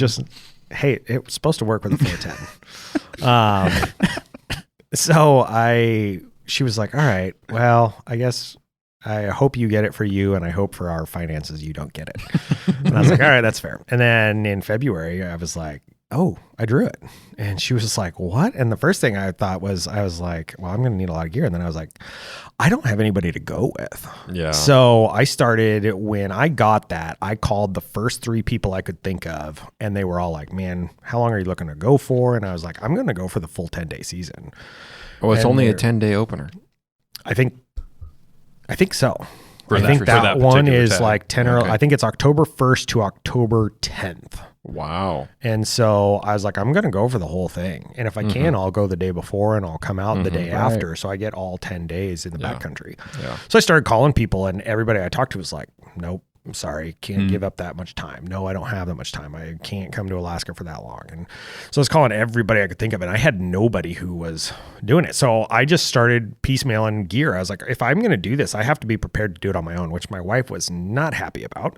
But I started looking into it. I've listened to some other podcasts, talked to you guys, because I started listening to a podcast before you guys came out. Used to listen to some big name podcasts that I don't listen to as much anymore. But you can always, all of these come out with some good advice. And some of the things and there's a lot of valuable information. I love what you guys are doing here. And there's so much good information. And so listening to some of those other things, one of the things they said was reach out to the local biologist to the area. So that was the first thing I did. As soon as I saw that I drew that tag, I was like, hey, who's the Anchorage biologist for sheep? And so I called down, talked to the biologist down there, Tom, and Tom Loha. yeah, Loheis. Lohays. Oh, yeah. Okay. But yeah, so talked to him, I told him what I did. I told him I was brand new to sheep hunting. I was not expecting to draw this, asked him for a bunch of advice, and he was super open. And it was interesting talking to some people later, because they were like, well, one thing to remember is he's probably telling that same information to every sheep hunter who calls in. So everything he says is really, really good information. But you also have to remember that he's telling that same really good information to everyone who calls in. That's his job. But it is good, accurate information. So it's good stuff to have. You should still call. And I would say that's the first call for anybody who gets into sheep hunting or any kind of hunting, or if you're coming up to Alaska and you got to draw, definitely call. If you know the area you're going to or you want to go to, call and talk to some local biologists or people, just because there's so much information. He told me, he was like, don't hunt this unit or this part of the unit because of these reasons. Like there's very few sheep back there. We never see very high numbers. If you want a higher chance of success, if you want a higher chance of success and you want a big or you don't care about size, I would recommend this area. And he ran through a bunch of stuff. And I was like, all right, so what do you think are my 4 best options depending on what my goals are? And he was like, if your goal is to kill a really big old ram, this is what I would do. Option 1, option 2. If you're just looking to shoot anything, this is what I would do. Option 1, option 2. And so he really helped me kind of break down. And then from there, I was able to kind of start figuring out where I wanted to go. And like for me, it's my first sheep hunt, first archery hunt, really, like not other than the local Fairbanks management area hunts. I was like, if I can get something that's a third curl or bigger, I will be happy to get that close to a sheep. And that's an any ram. And that is an any ram tag. Yeah. So that was kind of my thought process going into it, was just to get, just to try to get anything. And so I kind of changed my ideas and my viewpoints a little bit as I was researching stuff. And yeah, I started putting a plan together, still reaching out to people, and then kind of started researching like shelters. I didn't have a tent. I had picked up I did have a tent, but I had like a 7-pound old North Face that I picked up off Facebook Marketplace, which was fine to throw on the back of a quad for what I thought was going to be a moose hunt that year. But looking at trying to backpack in, we ended up packing in 17 miles. And so looking at that distance and stuff, I started hiking immediately. Even in the snow, I was walking around with a pack on, started going to a gym, walking on a treadmill, doing anything I could, just walk. I'm 5'10", 250 pounds, 240 pounds. I'm not a small guy. Definitely need to lose a little bit of weight. So dropped down to 220 for that hunt. That started in February, was like, crap, we got to make some things change. So started losing weight, trying to really kind of change that. And then just researching the gear. There's so much gear. Started reaching out to, there's a local guy, a buddy of mine who James knows. And so he's a very successful sheep hunter. Very good at what he's just a successful hunter trapper, grew up in the area. He's pretty much absolute monster. He's fantastic. You should figure out how to get him on here one of these days. I've been trying. But he just is just a killing machine. He is out here doing all of it. And so I was like, hey, what do you take for your sheep hunts? Because you're very successful and you go out to these places and do this. What do you do? So he was like, I can give you a basic gear list. And I was like, perfect. That at least gives me a starting point. And so I kind of started going down and checking things off that list. Oh, you need trekking poles. All right, perfect. Go get trekking poles. Bino harness. I had a bino harness. Oh, I need a rangefinder. I'm going to be needing to know how close I am to these freaking sheep. Right. So started going down that list. And that was probably the toughest part. There were certain things that was really, really tough. My wife had already bought me for that first year we were up here after that moose hunt. She bought me a sleeping bag and a sleeping pad, and a couple things like that. And I was just like, all right, what I've got is what I'm taking. So I took I had a climate 0 degree down bag, which is pretty nice. That's a down bag. And then they're static V insulated. Sleeping pad, which has been fantastic. I've used that up until this year's hunt. That's what I've used since 2017, I think. Yeah, I've used one of those for about 8 years. Yeah, they've been fantastic. Both of those.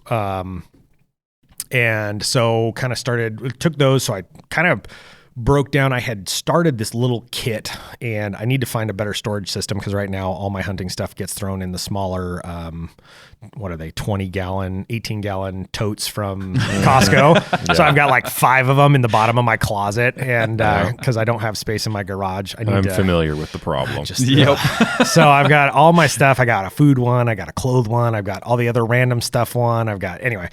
And so I just dumped it all out on the floor and was like, what do I have that I can use off this guy's list? And what can I match, and what do I have to get? There's some things: a tent, a pack. I didn't own a frame pack, a bow. My bow that I had at the time was a really old bow that the cam was messed up. I killed a moose with it in town, but it did not shoot accurately past about 30 yards. The arrows were all over the place. I don't know if it was me, if it was the release I had was terrible. I got to where I had a really bad flinch because about every third time I'd go to pull back, my release would just randomly let go, and I punch myself in the face.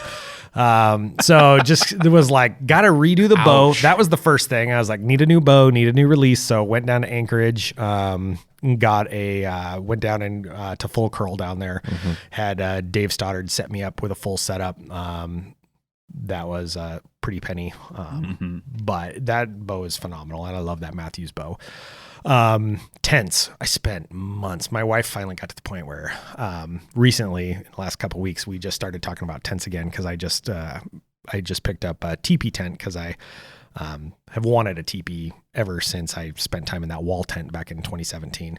And I love the idea of the floorless shelter, but I spent about 5 months looking at tents. And so when I just recently brought up this teepee, my wife just looked at me and said, I don't want to hear anything about tents after last time. Just buy the teepee and be done with it. I was like, okay. So she wasn't quite that bad. But now you need a stove for it. I do need to get a stove for it. That's kind of what I'm going to be looking into, but I won't have to talk to her about that one because that's just weight. I'll find a price to weight ratio that I'm happy with. And there you go. I have looked into it a little bit, and I got to get back over, but I think I want a U-bottomed one because I've been reading a lot that the U-bottomed stoves, as the fire burns, it pushes all the coals and everything to the center. So it burns a little longer and a little better. So that's the one thing I know that I want right now. Can confirm. Yeah. Perfect. That's real. That's real. But so I ended up, I'm a pretty brand loyal person. Normally when I pick a brand, I'm a Ford guy. My dad was a Ford guy. My grandpa was a Ford guy. And so I'm a pretty brand loyal person. So after jumping through a lot of hoops, I ended up settling on a Stone Glacier bag. And so I've kind of jumped on the Stone Glacier train a little bit back in 2020. Ended up getting their de Havilland pants that I've been running ever since and love those pants. You guys have talked a little bit about them on the show a couple times, and I've found that almost sometimes they're too hot, especially in those earlier seasons where if it's not cool temperatures and you're moving a lot in those pants, you heat up real quick. Yep. The de Havilland lights are a good middle ground. I've been looking at those, and I've been trying to talk myself into getting them, but I have a problem where I'm a minimalist. I don't like having a bunch of stuff. So even like I have the last 3 jackets Stone Glacier's come out with, I have all 3 black labels, and it kind of bothers me that I have 3 jackets in there that I only wear one at a time. So I'm constantly fighting with myself. That is not true at all. You can wear all 3 of those if it's cold enough. It's true. But I go through this thing, and my wife constantly makes fun of me. She's like, every 6 months, Tyrel goes through his closet and he just goes, I haven't worn this in 6 months, and I throw it away, or I get rid of it in some way, shape, or form. Or and so I really struggle with. We are very different in that regard. I've got years of stuff. It's so hard for me. It's like even I'm Sounds kinda got like a little bit of a knife nerd. My wife's that way about stuff. She'll just like, can I throw this box away? You know, which she has to ask now. She's learned. Well, we just won't go into that story, but well, yeah, I just I don't like having a bunch of stuff just sitting around doing nothing. And I grew up in a house where there was a lot of stuff, and I'm just the opposite. I want as little stuff as possible, and so trying to find stuff to have the right setup. Like I said, I bought the de Havilland pants. I looked at some other pants. I've wanted to buy some other pants. I'm a big fan of Black Ovis. I've really wanted to try their Granite Peak pants and their, what's the Cottonwood or something pant that they've got that's a little bit lighter, kind of like the de Havilland lights. or even try just the de Havilland lights, because I do love the Stone Glacier stuff. But I'm like, I don't really need them. The de Havillands are fine. And if I start getting hot, I just open those vents up all the way, and they're so big, those vents, that you just lose everything. They're huge. The only problem is, like, this year on my sheep hunt, I was vented because I was sweating, and I stumbled trying to climb a bank, and I didn't even realize it, but I filled my pants with mud and rock because I had both my rain vents and my de Havilland vents opened. And so I scooped all the junk out of my pants, but I didn't realize, but my rain pants had also gotten full. And so it was a little bit of a disaster, but that's really the only problem with the really big vents is situations like that, or walking through the brush when you're going from open country to brush. Right. I found that I got a couple of sores on the back of my knee because little leaves and branches kind of had gotten into the vents, and I wasn't paying close enough attention, and needed to clean those out. But love those de Havillands. But so I ended up slowly through from February until September, I kind of slowly picked the pieces I needed. I ended up getting a full gear kit. I needed battery banks, had to get an inReach, had to get my bow and arrows set up, was shooting every day. I was shooting 50 to 70 arrows a day. At my house, I got a 3D target because I noticed that shooting at a 3D target made me a little bit more stressed out. And so shooting at that 3D target just added stress, different angles. At my property, we were on an acre here, kind of in the outskirts of North Pole in the Badger area. And I can get out to 70 yards on my property. I started parking out on the road, standing in the bed of the truck so I could shoot at 80. My wife told me that was enough. If I wanted to shoot that far, I needed to find somewhere else. So I wasn't blocking the road. And I decided 70 was far enough. I wasn't planning on shooting a broadhead 70 yards anyway, but I was shooting broadheads out to 70 regularly leading up to the hunt. But so I just had to go through and find all the kit. And that whole time, Joe Want, an Alaska Department of Fish and Game, Joe Want's a guide up here, a long time successful guide, retired now, works for Fish and Game. And he does, or did, I don't know if he still does, a sheep university, like a 1-day, 4-hour course. I sat through his course, talked to the biologist up here, talked to the biologist down there. I found another podcast that's an Alaska-based podcast that does a lot of talking about sheep hunting, listened to every episode I could find on sheep hunting. And during that whole time was shooting my bow, trying to walk every day and kind of revitalize my kit to get it as light as possible. And then I started camping. I went out and was like, you know what? I'm going to do a bear hunt and I'm going to go camp. And so I camped out. I had to go to Anchorage for work, and they're like, we're going to book you a hotel room. I was like, no, I'm going to camp in my dune tent. So I camped in my tent, and like every chance I got, I just was pushing myself to do little things. We got a jet boil stove, and just tried to utilize those gear, got a pair of boots and started putting miles on them immediately. Just trying to see what worked on my feet and just trying to do that and work it as much as possible, just because nothing is going to, you can read all you want. And it's like, not to get off on a crazy tangent, but it's like, it always cracks me up reading. I'm involved on a couple of sites online and stuff forums that I participate in. And, like you guys kind of were talking about last week with everything, on paper, there's a lot of people who have opinions and throw out quote unquote facts as facts, but they don't have any real world experience. They're not out here. Like, for example, there's a guy, let's say down in, well, we'll say in Anchorage, for say, who kills one caribou a year, and he's like, this is the best hunting cartridge to do whatever, versus our buddy that James and I were talking about, who's just a monster. Whose opinion am I going to take on hunting ammo or hunting clothes? Like, this guy, when we went on he was the one who went up the haul road with me to try to get caribou with our bows, and he's out there hunting in these beat up old bunny boots and like wool Christmas sweater that would win an ugly sweater contest. Nice. And then throwing a old King's camo white jacket over the top of it. And he's got snow pants that are black on, and then he's just got Tyvek white pants from work that were going to get thrown away or something that he threw over the top of them. It was just like, he doesn't need all that fancy gear, but he's somebody who's very particular about what he buys. What he buys is working, and he doesn't, when he has an opinion on, hey, you should do this, I'm like, okay, you should probably do that because dude kills a bunch of stuff every year and has a ton of experience versus a guy who kills one caribou a year. So nothing beats that experience of, and that's why I was like, oh, I'm going to go stay in Anchorage for 2 nights. All right, I'm going to camp in my tent. I'm going to sleep in my sleeping bag. I'm going to test out my jet boil. I'm going to eat out of that. I'm going to eat Mountain House. I'd never really eaten Mountain House before. I'm going to buy a couple of different varieties. Which ones do I like? I was eating Mountain House at the house. My wife thought I was a little crazy. But I had never done any of that. And so it was a big, like, I was pretty nervous, and I knew I had kind of I had jumped straight into the deep end of the pool. And then as I realized that I was going to be hiking 17 miles in, as I kind of narrowed down, looking at maps, looking at accounts of where people had gone, looking at, I was even talking to Tom about the statistics of where statistically most of the sheep were shot in that hunt over the last like 5 years to see where most people were going, because I wanted to go where there were going to be less people. So if most of the people, like I found at that point in time, this was, 3-4 years ago, the majority of the sheep for that hunt are shot in the southern half of that unit. I was like, I don't want to be in the southern half. I want to go somewhere else. Yeah. And so just doing all that research and spending that time testing out the gear leading up to that as a newbie who had no idea what I was getting into. Yeah. You got to be obsessed. Yeah.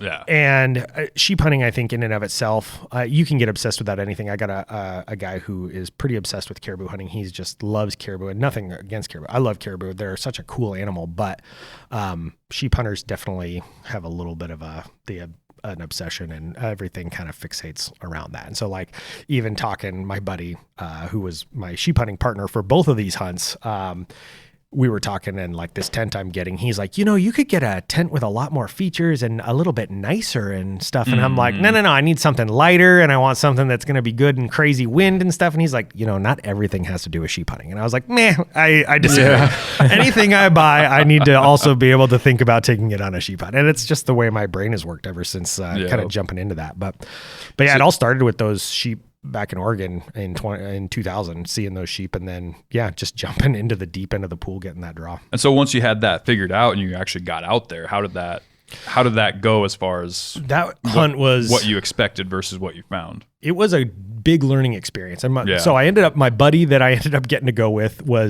he was like, and this is, Eric, if you hear this, I apologize, but I've already told you this. I thought he was the last person on earth who would go on a hunt. Him and I had been friends for years in Juneau, and we never talked about hunting. He never showed any interest in hunting. He had a bear on his wall, and he's got a 5-point elk that he shot, but he was like, yeah, my dad and I went on this trip, and it was kind of cool.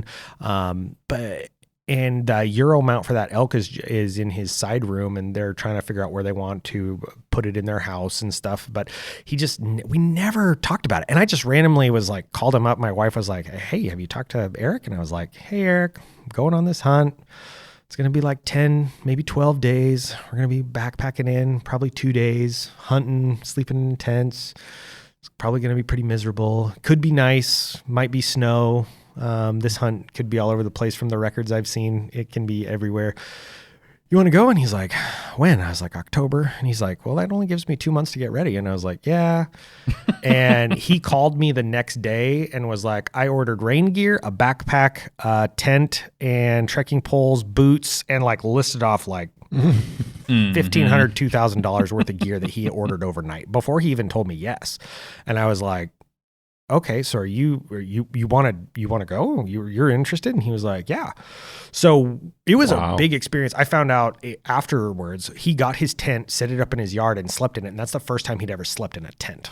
Wow. And he was all in. So we went out and it was a crazy experience for both of us. We learned a lot. The first night we got out there, we hiked. Our ride was late, so we were planning on hiking at daylight, and we ended up not leaving until like noon. And we hiked, I think we hiked 7 miles that first day. We got out of the rig and made it like 30 minutes down the trail, and it started pouring rain. So we had to stop, put our rain gear on, and just hike until lunch. We needed to break for lunch, and then lost the trail a couple times. Luckily, where we were at, there was a semi-established trail for there was a really established trail for 3 miles, and then after that this trail kind of fades in and out, but there is an established trail out there. And we got 7 miles, and we had calculated when dark was. So we were an hour before dark, and I was like, all right, we need to find somewhere to set up camp and hopefully close to water. Since we're not hunting here, we hadn't seen any sheep. We'd seen moose. We actually called out a bull, decent sized bull, and he kind of talked with us a little bit. We were grunting at him, and I was just trying it out because I'd never really tried to call moose. I'd heard of people doing it, and I'd started a little bit of research into it, but not much. So that was kind of a cool interaction and stuff. Yeah. But we camped that night. That was our first night out, and it was nice.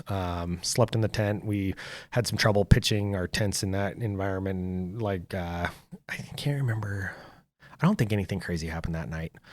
And then we got up, hiked the rest of the way, and it was pouring rain again throughout most of that day. And we got to a creek that on the map didn't really look like a creek.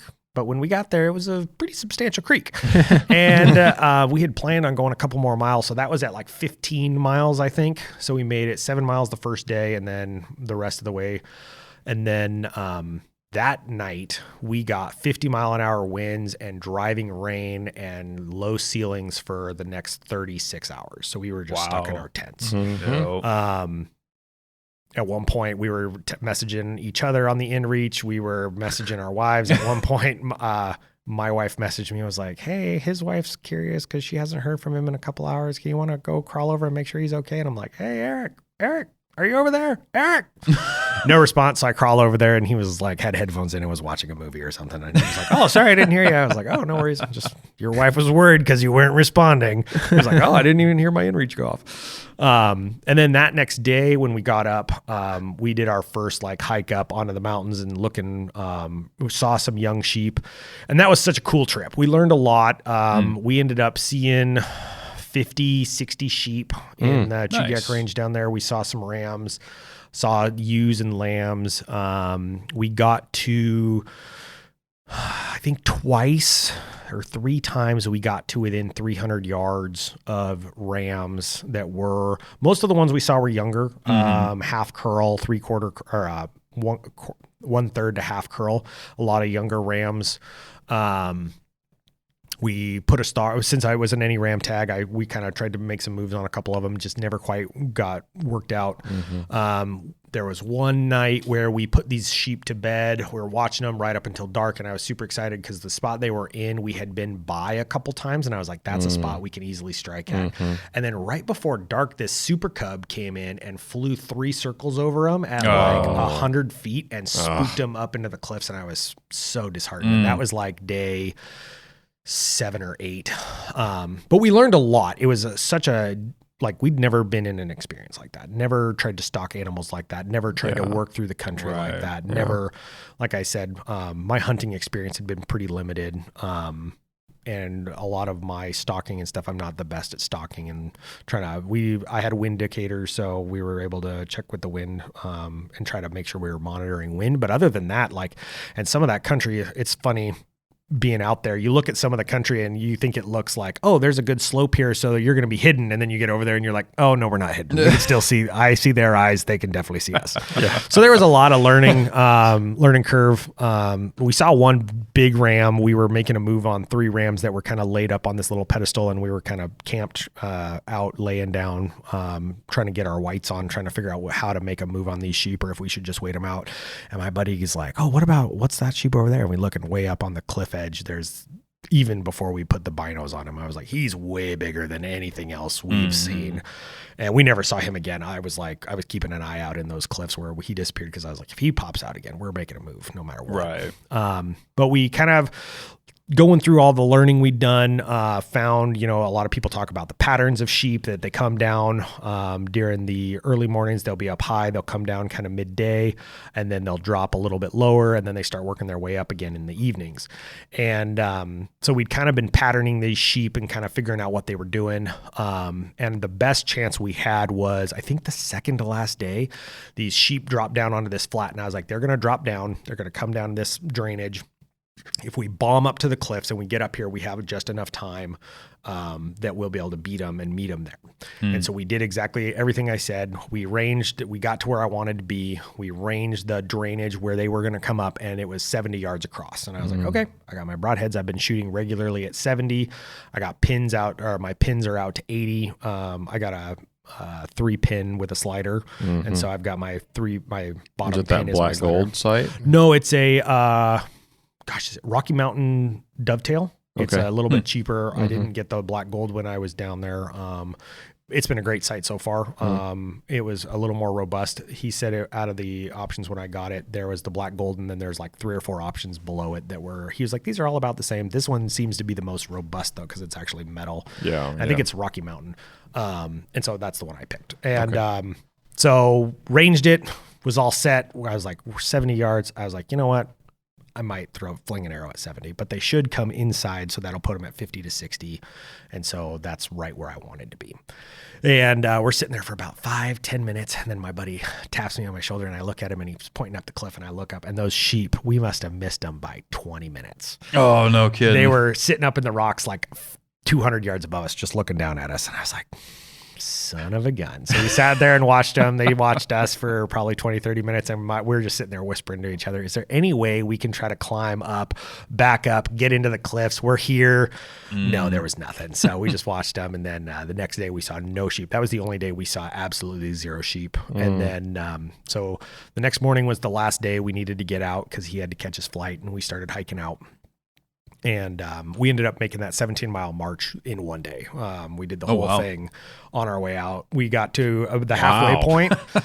We got to the halfway point, and where we camped the first time. And I kind of looked at him, and I was like, all right, here's the deal. I'm sorry. No, 15 miles. It was 15 miles, not 17. So we did 13 the first day, then 2 to 15 miles out. Anyway, so we did the 15 miles out in one day. And we got to the halfway point at 7 miles, and I looked at him and I was like, we got enough time that if we continue our pace, we'll be hiking the last hour in the dark, but we'll be on an established trail. And he's like, that sounds terrible. And I was like, and I'll buy you a steak. And he was like, steak and a bourbon, and we'll call it good. I was like, all right. So we jumped on it. We hiked the rest of the way out, and it was that last mile in the dark was awful. We were so tired, and we were just stumbling, and it was like broken rock, but it was like just not a flat established trail. It was like, but maintained. Yeah. We're stumbling on the rocks. It had started raining again, so we're just slipping, trying to use our trekking poles. We finally got service. Both of our wives wanted to talk. And we were like, this is not a good idea. We need to not be on the phones and we need to focus. Like, we're here, but we were just sliding all over the place. But tons of learning, tons of experience, just even like being out there. We had a grizzly bear and a sow and a cub come within 200 yards of camp. We saw, you guys have kind of talked about how the moose will group up and yard up. We saw 2 bulls and 14 cows grouped up together. We're watching them, seeing all the sheep and stuff. It was a really great experience, and really kind of, for me, solidified that, coming out, I lost feeling in 3 toes for 3 months. My buddy had multiple blisters. I had massive knee problems for 2 months. I still have knee problems a little bit every now and then, but for me, it solidified that I was like, I'm doing this again. And there you go. so the next year I wasn't able to hunt for a variety of reasons. I tried to put together a 3-4 day hunt in 2021, and just with me coaching the youth football and stuff, unfortunately, August is the worst time. It's the hardest time for me to just get time off to go do something. There's so many things happening in August. And with having 3 boys play football and being a coach and being a board member, just that year, I was like, it's not going to happen. So I was really disappointed.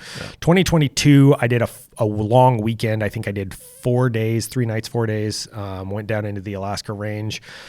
And that was a disaster. I made some really good choices, and I saw sheep, but everything, like from the very first day, everything went good the first day. But after that, just little choices that everything just turned just bad decisions. Yeah. I hiked into the area I wanted to be in, and saw some rams, saw a couple little rams, hiked all the way up, got to a point where I had hiked this slope, and I got to a point where I was using hands and feet and was kind of a little bit tippy, and kind of like looked around at myself and was just like, this is really stupid. Like, I'm borderline rock climbing here. I'm bouldering at this point. And I I got no restraints. I got my rifle and half my gear on my back, and I'm not able to use my trekking poles. I've got them attached to my pack now. And looking back, I'm like, I don't even know how I'm going to get down at this point. I'm like, all right, we need to get out of here. This is stupid. So I ended up riding the shale down, just kind of sat down on my knee and just rode the shale down, slowing myself down with my trekking poles because I couldn't get back the way I came up, not with my pack on because I couldn't get the footholds right. And so got down to the bottom, hiked in a little bit farther, did a little bit more looking, and then was looking on the Onyx maps and saw that the trail I had rode in on my quad into this area, then this was just on a harvest ticket. I didn't draw. That year I drew, what did I draw that year? I drew a moose. What did I draw? Now you're just rubbing it in. Yeah, basically. I don't drew something remember which else. tag I drew. I that. don't remember what I drew. I think I've drawn one tag, and I didn't get anything on it either. That question is real simple for me. Never drawn anything. That's it. I think I've drawn 5 Oh tags. no! You know my, what? oh Okay, my. I lied. I drew a youth permit. Oh, that's right. For a cow moose. Oh, see? And You I did draw filled one. it. There you Yeah. go. Yeah, Yeah, that's right. I forgot about Whatever. that one. So, I don't count. That. looking at Onyx, the trail I had been riding in on wrapped around to a river, and there was a defined trail going up the river to the backside of these mountains I was at. And so I was like, you know what? I'm just going to go back there. So the next day I packed up my gear, saw those same sheep. They were in a better area, hiked out, got to my quad, and then I hit that trail and got stuck 3 times and then ran into a beaver dam across the trail, and I couldn't figure out how to get around the pond. So everything was blocked in. So I decided that I was going to try to go off trail, head for the hills, and see if I could get up above like the brush line, which turned into a huge disaster. It's real thick or super thick. It ended up throwing me off the ridge I was on. I rolled the quad down. So then I was just trying to get out. And then I was in the bottom, couldn't climb out because I couldn't get enough momentum and couldn't, there was water everywhere. So I just kept sinking the quad, having to use the winch to pull myself out. And the wires on the winch were not big enough wires, so they ended up catching fire. And I almost, the whole thing, I was leaned over, I had the winch on, and I was just yanking on the quad as hard as I could, trying to pull it out. And I'm just pulling, and I take this breath and I couldn't breathe, and I fell over backwards and just couldn't breathe and was choking and looked, and my whole quad is covered in this plume of white smoke. And I'm just like, oh my gosh. And I looked, and there was this thin orange line that ran from under the handlebars down up under the seat. And I was like, my wire's on fire. So I grabbed it. Luckily I had gloves on, and I just grabbed it and yanked it and looked, and it was melting through my fuel line.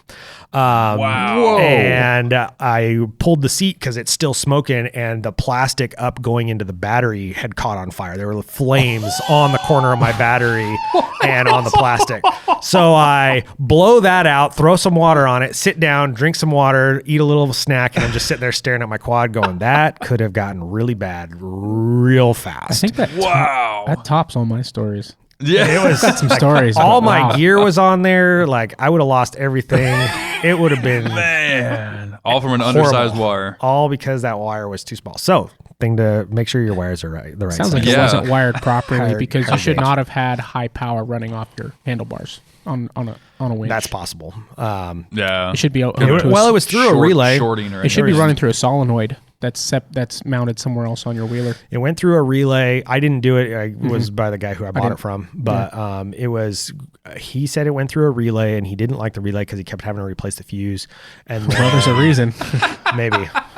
And then, but I never had any issues with it. I'd owned the quad for a year and a half. I tried to use it for bear baiting and some stuff, and I'd used the winch and stuff before, but never any issues. But yeah, so yeah, just pretty sketchy. What exactly type of 4-wheeler are we talking about here? 2000 Yamaha Big Bear 400. Popular machine. Yeah. Wow. Yeah. So then I'm winchless, still stuck. So then I spent the rest of the day, I think I got stuck 5 more times trying to get out. Wow. One time completely, I was coming around and trying to get out of the bottom. I was like, if I can just get back up on the high ground, I know I can get this thing out of here. And came up and over, and there was a bank, and I couldn't tell it was a bank getting up to it. Or maybe like admittedly, I was kind of in a mental place where I was not in maybe the best frame of mind. So maybe not thinking super clearly, but I came up and over what I thought was I was climbing up, and it turned out it was a bank, and there were willows that were like, willows or alders that were like 8 feet tall, flipped the quad completely upside down, threw me off. I just had my rifle on, had to get the quad upright, didn't think it was going to start, finally got it started again, and just kept getting closer and closer and closer to the trail, but I just kept getting stuck. And I looked down at my phone, and I randomly had service, and I called my wife, and it was like 2 hours before dark, and I just let loose, was unhinged. And she just kind of let me go off for a couple minutes. And then she kind of very calmly was like, all right, here's what I need you to do. I need you to go back to your quad, and I need you to get your backpack with your tent, and I need you to go to bed. I was like, I'm not going to bed. I got to get this quad to the freaking trail. And she's like, no.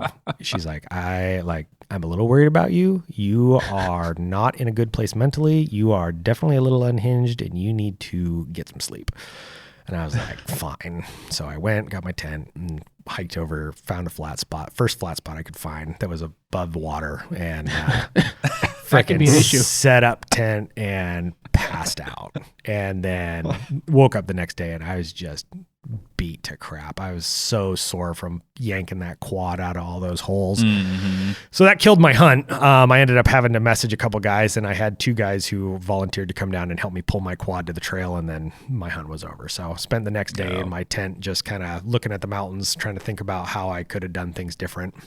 Mm-hmm. And I want to go back and hunt that spot, but I'm just going to go to that first spot. And I did find a saddle that I think I could have gone to and hiked up and over into the deeper mountains, but there were sheep there. So I definitely want to go back and see what I can find, and see if there's anything else back up in there. And it's an area that, from talking to everybody I've talked to, nobody hunts that area because they all think it's garbage. So good. I'm like, perfect. Good. If it's not garbage, then I'll be the only person who knows. So, right.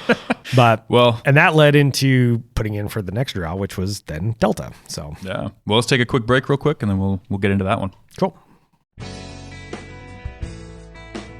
All right, folks. We all know that one of the most common mishaps in hunting is damage to your rifle scope. Last year, I found the solution to that problem with the Stealthy Hunter rifle cover. It wraps around your scope and actions securely to protect it from getting knocked off of zero or even severely damaged. Stealthy Hunter also has a glassing pad and a wide variety of supplements for the outdoorsman, such as protein powder, CBD products, turmeric, and gut health supplements. They also make a lightweight trauma kit weighing in at just 14 ounces that includes everything you need and nothing you don't for all of your backcountry medical emergencies. To shop all of their equipment and supplements, go to stealthyhunter.com and enter the discount code at checkout, The Northern Hunter, to save on your order today. All Stealthy Hunter equipment is proudly made in the USA.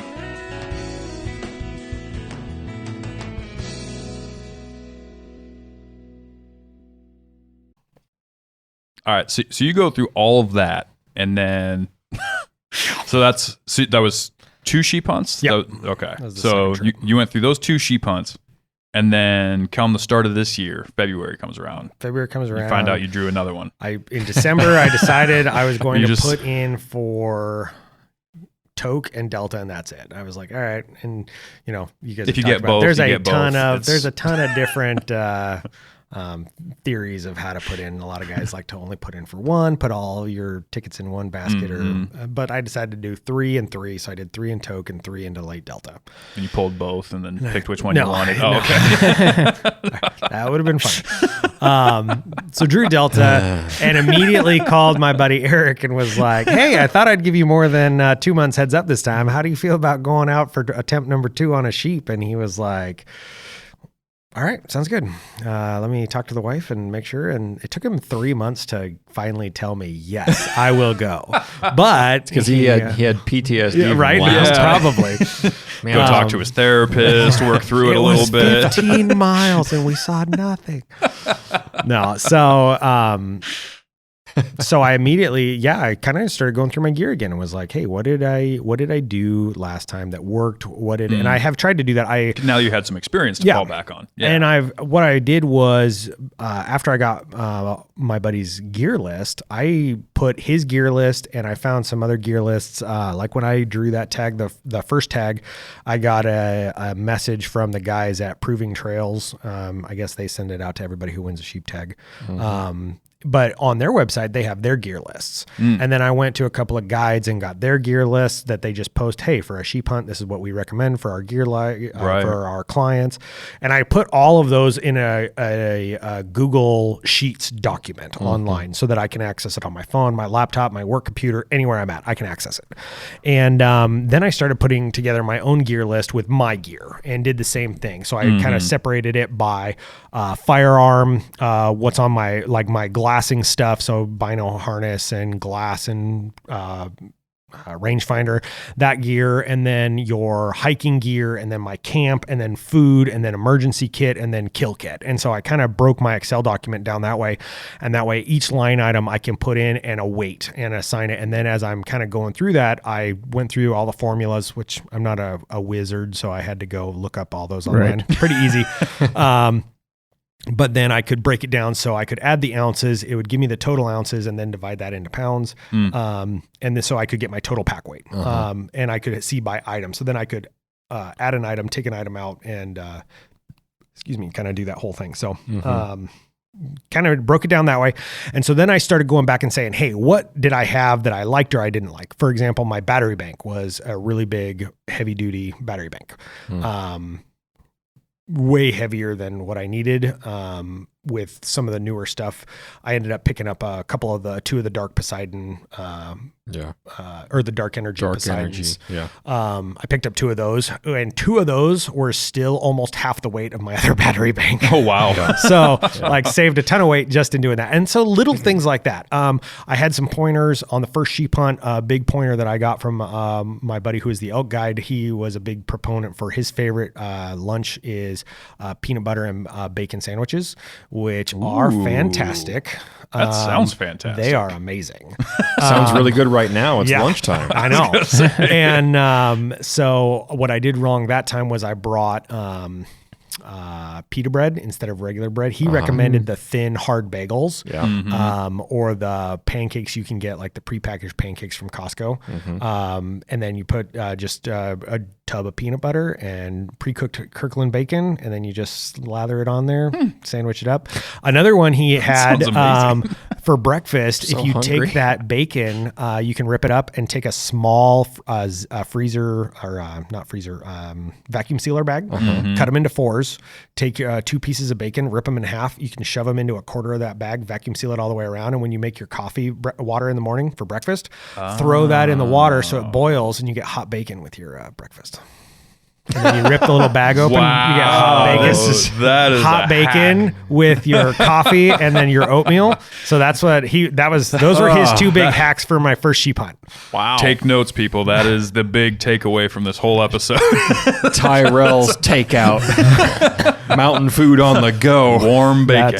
That's thanks to Ben in Montana. So, all right. But those were his 2. And so this year I was like, hey, what are some things? And so his big one was, he was like, you waste a ton of space with the pre-packaging for Mountain House. Yes. So he was like, what you need to do is, and he's like, do you eat a whole Mountain House? And I was like, I do, but only because I'm trying to get rid of it. Generally, I can eat about 2/3 of one before I start feeling full. And he was like, perfect.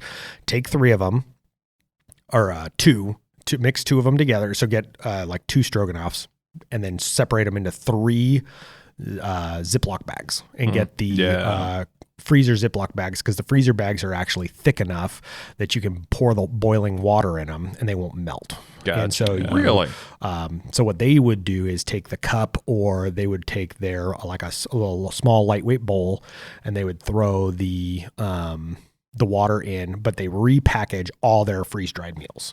And it saved so much weight and space. I was shocked. So the backpack I have is the Sky Guide, the Stone Glacier Sky Guide. Is it the 7900? Yep, the 7900. Yeah, I've got that one too. And so when we did our sheep hunt in 2020, that bag was maxed. I had it 100% maxed. My food was I bought for no real reason, but I wanted it. I bought the Stone Glacier load cell, and that was full just of the 12 days of food that we brought.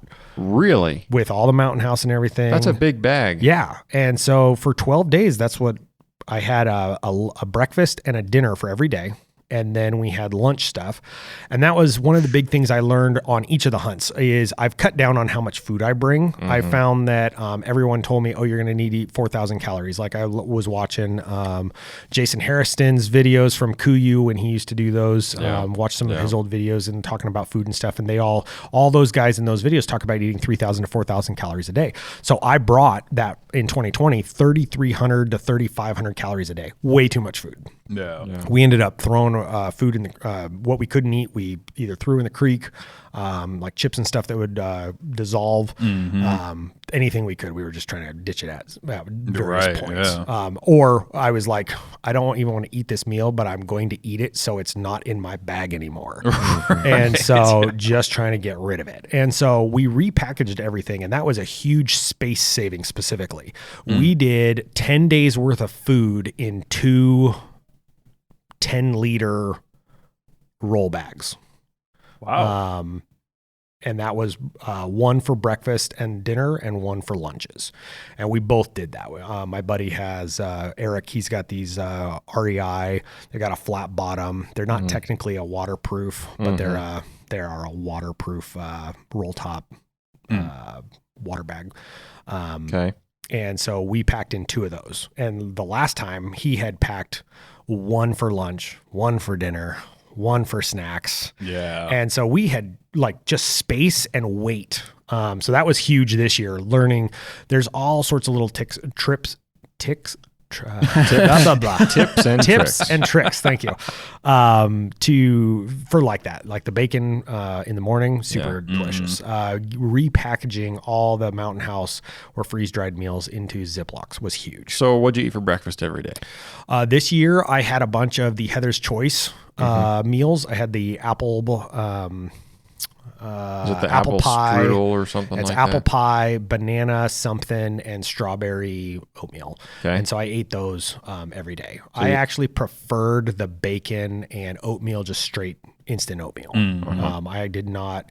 The Heather's Choice were not bad, but I definitely for preferred. $13 a pop. Yeah. Yeah. Well, and I got lucky because I knew somebody who had a stack of them, and they were just like, "We're not going to eat these. Do you want them?" And I was like, sure, I'll try them.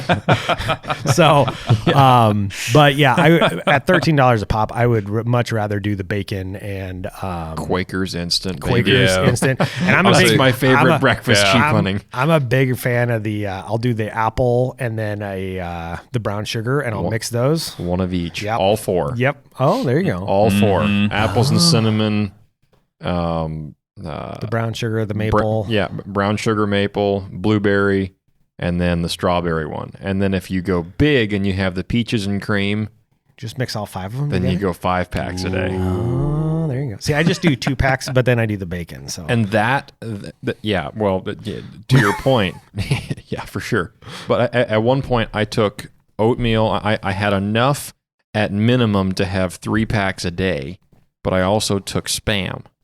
Okay. And that was my meat for the morning. Yep. Spam, for those that don't know, is stuff posing as meat. And it even has jelly on it. So that's your fruit content.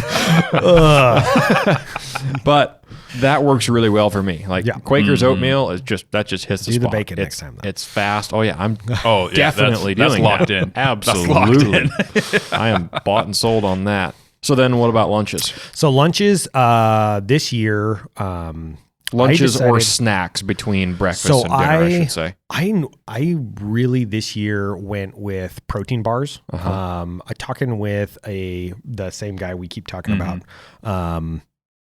I asked him, I was like, what do you do? Because his pack is super light, and he, like, for a 4 or 5 day hunt, he takes nothing, but he'll have hot drinks. So he brings a cup and his jet boil, but all of the food he eats is protein bars, just bars of one sort or another. So I was like, I'm going to try that, see what I think of that. So this year I brought the Fit Crunch bars from Costco, which if you're looking for a protein bar, those Fit Crunch bars are by far, I think, the best.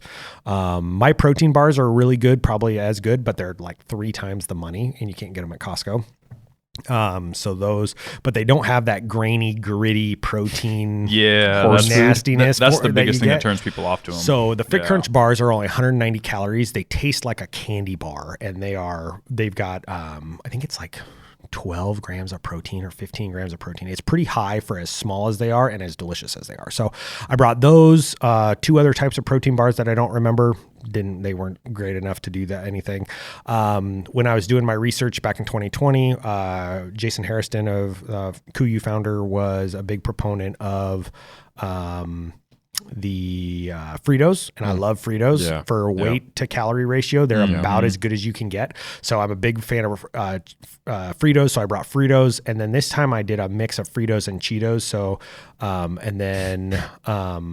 So what I kind of did was the last time I did the peanut butter and bacon sandwiches on bread, and I brought peanut M&Ms, trail mix, and jerky for every day. Okay. Yeah. Just a small amount of each one. Yep. But that was lunch. So this year I did like 2 protein bars, a small bag of Fritos, a small bag of trail mix, and then a small candy. This year I did those tropic frogs from Costco, which are fantastic. And they're slightly sour, which Forget gummy bears. tropical gummy frogs. Delicious.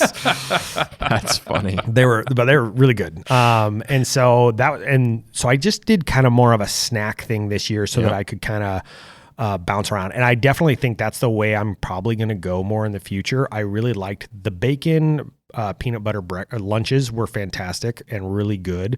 But I really liked that if I eat breakfast, and even today, like I find that I normally, especially since I'm trying to lose weight, I really only eat 1 meal a day. And part of that's because I'm trying to lose weight.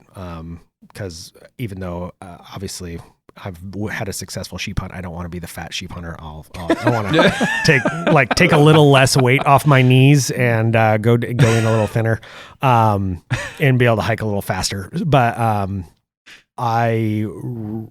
here at home, I've been eating a lot less in trying to help myself lose weight. And so I found that this year for that sheep hunt, I was less hungry, and especially forcing myself to eat a breakfast, which I normally don't eat here. I'll drink like 2 or 3 coffees before noon, and then I'll drink generally 1 in the afternoon, and I'll have a small lunch and a dinner, or I'll eat a big lunch and a small dinner. And I found that on the sheep hunt, forcing myself to eat breakfast, like it was hard to eat lunch. I was just not very hungry. And so I liked having, if I'm going to be forcing myself to eat breakfast every day to get everything energized to have the energy to go climb if I need to climb, then I think that having the protein bars and the snacks and stuff worked really well for me. So I'll probably do that in the future. Yeah. My buddy was kind of the opposite.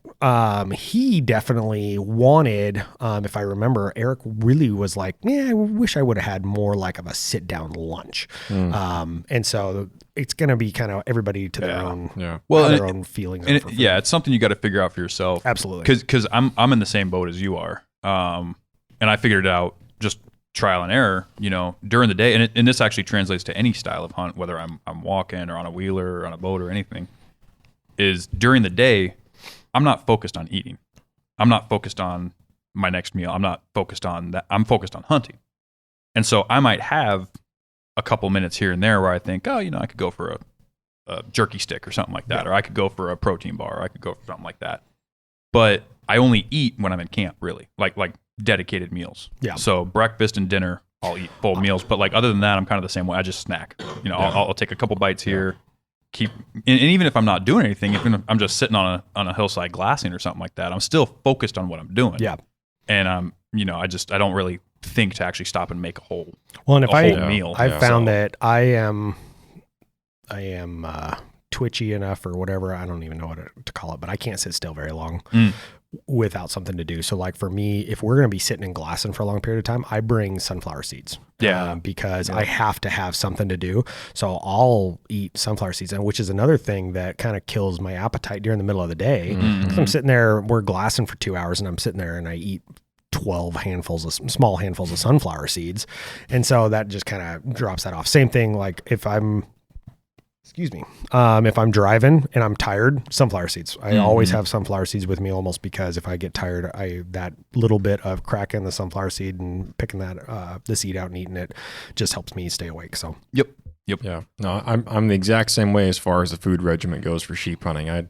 I'll try to eat a morning breakfast, if I don't have to be up and moving on a ram right away.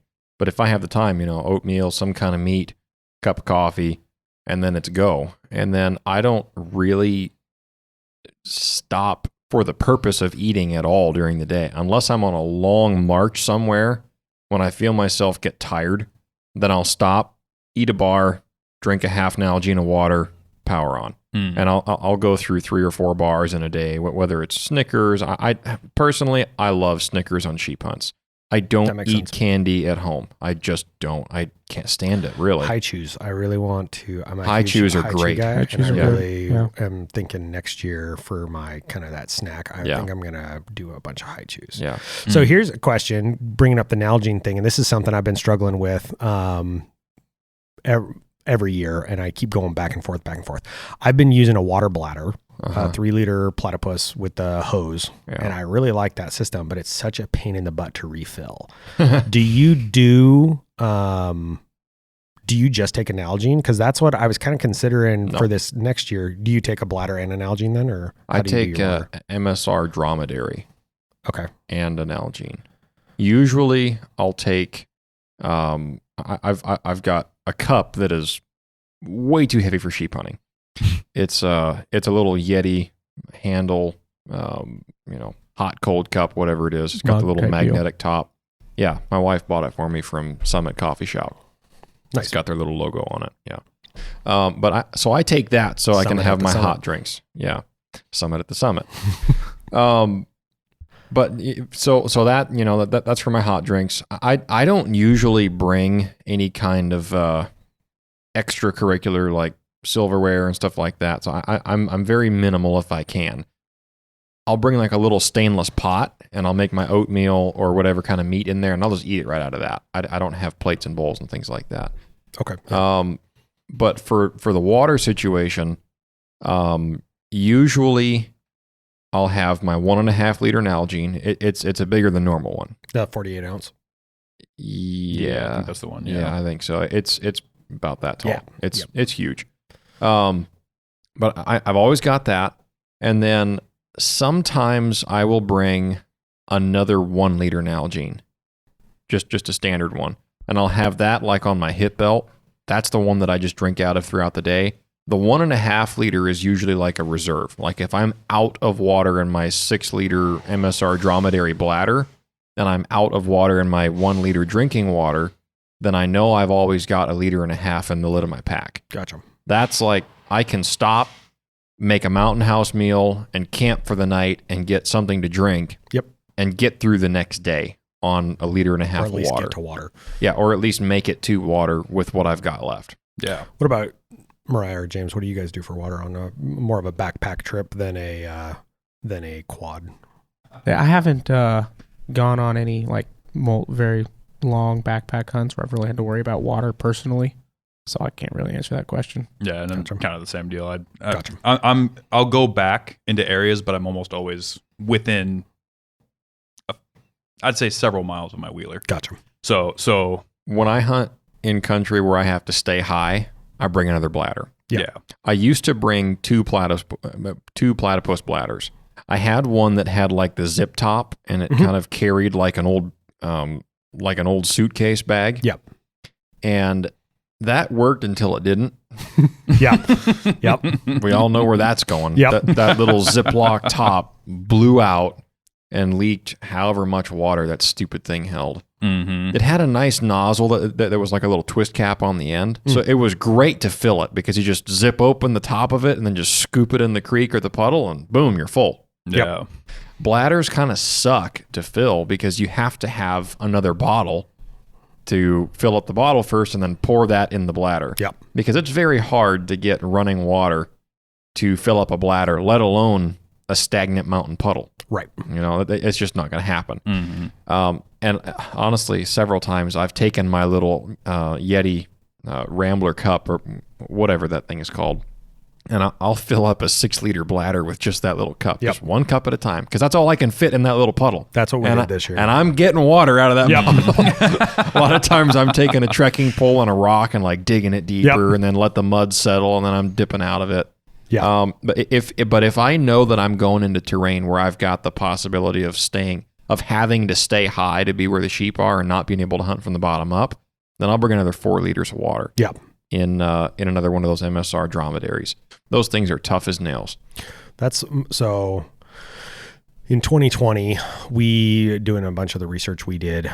See, and this is another one of those things that's kind of funny because in 2020 at first I didn't know whether I was going to be by myself or if I was going with somebody. So we ended up going in with 2 tents, 2 water filters, 2 jet boils, 2 of everything. Because instead of at the end, what I should have done is been like, hey, what are you bringing? You're bringing a water filter? Okay, I'm not going to bring mine. Yeah. I wanted to bring a backup just because we'd never done it before. So this year I was like, hey, here's the deal. Are you bringing your water filter or are we bringing mine? And so there was some of that stuff that we just were like, all right, we're only going to bring one. I remember some of those texts going back and forth. And I did end up bringing a water filter because talking to our buddy, James, the guy James and I know, he told me about his water filter that I'll mention here in a minute, which was way lighter and I like way better. But so in 2020, talking to everybody they were like, don't get a pump because the glacier silt will plug those up super fast. So we decided not to get pumps. So we got gravity filters. Well, the gravity filters are really slow and you do have to back flush them. And so Did you we get figured like out how the to do it. Sawyer one or something? No, I got the platypus. Platypus makes a gravity fill, and it comes in a kit with a gravity filter. It comes with a 2-liter dirty bag and a 2-liter clean bag. Okay. And then hose for each, and then it's just an inline filter. So when you pack it, you got the filter that's about 6. It's a little bit smaller than. Well, it's probably like the size of a 12-inch or a 12-ounce Red Bull can. Okay. A little smaller than that, pretty light. Okay. And then you hook your clean water up to one side, dirty water up to the other, hook them up to the bags, just hang it and it'll filter like that. And then he got the MSR version of the same thing. I don't remember what the MSR one is, but it's got a little hand pump. So if it starts to fail, you can actually physically pump the water through, but it is pretty difficult. And this year we actually had a lot of problems with his filter. We figured out after he got home, he figured out what we were doing wrong, but we could not get it to back flush properly. And so we never got it to clean. So it was filtering super, super slow this year. But we went with the water filtration. And so in that year I carried 2 water bladders and he carried 2 water bladders. He had a 10-liter that he used just at camp. He was like, all right, this is going to be our base camp water. And then he carried 2 liters a day, but he only drinks like 1.5 liters a day. I tend to drink a lot of water. I actually, this year specifically preparing for the sheep hunt, I started cutting back my water intake because I'll drink 1 gallon of water a day, easy. And so when you're in an area where we didn't know what the water situation was going to be like, our initial plan was to hike in about 7 miles into the Delta country and hike and camp up high. And so we were like, hey, let's take your 10-liter and your 2-liter, and I have 2 3-liters plus my clean and dirty bag for the filter, and he had a clean and a dirty bag for his filter. And then I bought a Catadine Be-Free filter, which I will definitely, that's the way I'm going for water filtration from now on. Even though it only does 1 liter at a time, it's way faster than the gravity feed and it compacts way smaller, and you can carry 2 of them. They're super lightweight. The 2 of those are lighter than my platypus kit. Oh, wow. And what's nice about it is like the way my buddy does it is he carries 2 because he carries 1 that he uses. And so that one, obviously, if you're getting in freezing temperatures, you got to put in your sleeping bag so it doesn't freeze and break your filter. But the other one, he just keeps as a backup just in case something happens to that one. So it just stays in his ditty bag. And so for a ditty bag, for anybody who isn't familiar with that term, it's a bag that backpackers just have to throw all their random stuff in. It's got all your ditties in it, whatever that means. But it's just got all your odds and ends. I got different names for mine. Yeah, right. I get the point. But so that Catadine Be Free is definitely the way I'm going to go in the future. And that's we ended up using that a little bit on this hunt because the first place we camped, like you were talking about, we found this one little trickle of water. I dug it out with my hand, and then there was constantly mud and gunk flowing through it. So it was clogging his filter up constantly, and it was a huge pain. We ended up he's got a Tokes 700 liter pot cup combo that comes with the cup, the lid, and a little bag. We ended up using the storage bag for that as a filter to get the gunk out so that it was small enough that it would filter through the filter. But so doing that there was a lot of little things that we did different like that, like changing filters, only bringing one of everything except tents. He said he refused to sleep in a 2-person tent with me, so we did sleep in two tents. Doesn't like you that much. Doesn't like me that much. He said he loved me like a brother, but not that much. So the time for the went through the rest of the gear kind of just like that. And what can we upgrade? Talking to you guys, because at that point I'd met Dalton and James now. And so kind of talking to Dalton, since you've done some more sheep hunting and stuff, about your views on a couple of things. And like one of the things that was really helpful talking to you is I had my layering system wrong.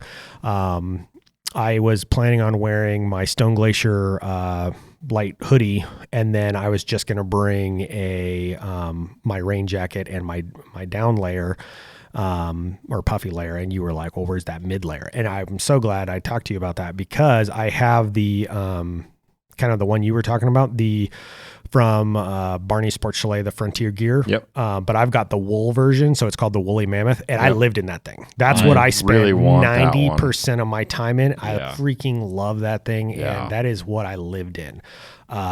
My buddy was constantly putting his puffy on, and I was in that wool quarter zip, and on over the top of that wool Stone Glacier base layer, or hoodie, whatever they call it. And I just lived in that thing, and I was so glad I talked to you, and you were like, hey, you're kind of missing that mid layer hoodie level. And I was like, okay, I'll just throw that back in, because I was going to cut it just trying to save weight. Right.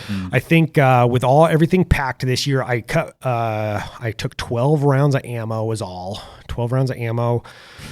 I upgraded my spotting scope. I had like a 67 ounce spotting scope. I had the Vortex Razor HD 20 to 60 by 80, and that was just too much weight. So I ended up this year, one of my big expenses was I bought the Swaro 20 to 60 by 60, saved like 2 pounds just in spotting scope. Phew.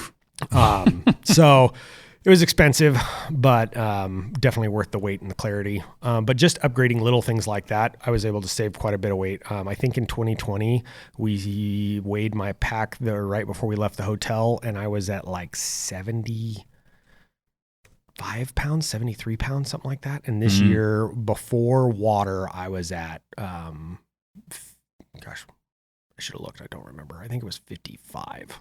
Wow, 60, that's a lot of weight cut. That's awesome. And 60. So I was way happier with that and that's going in. 10 days of food. Yep.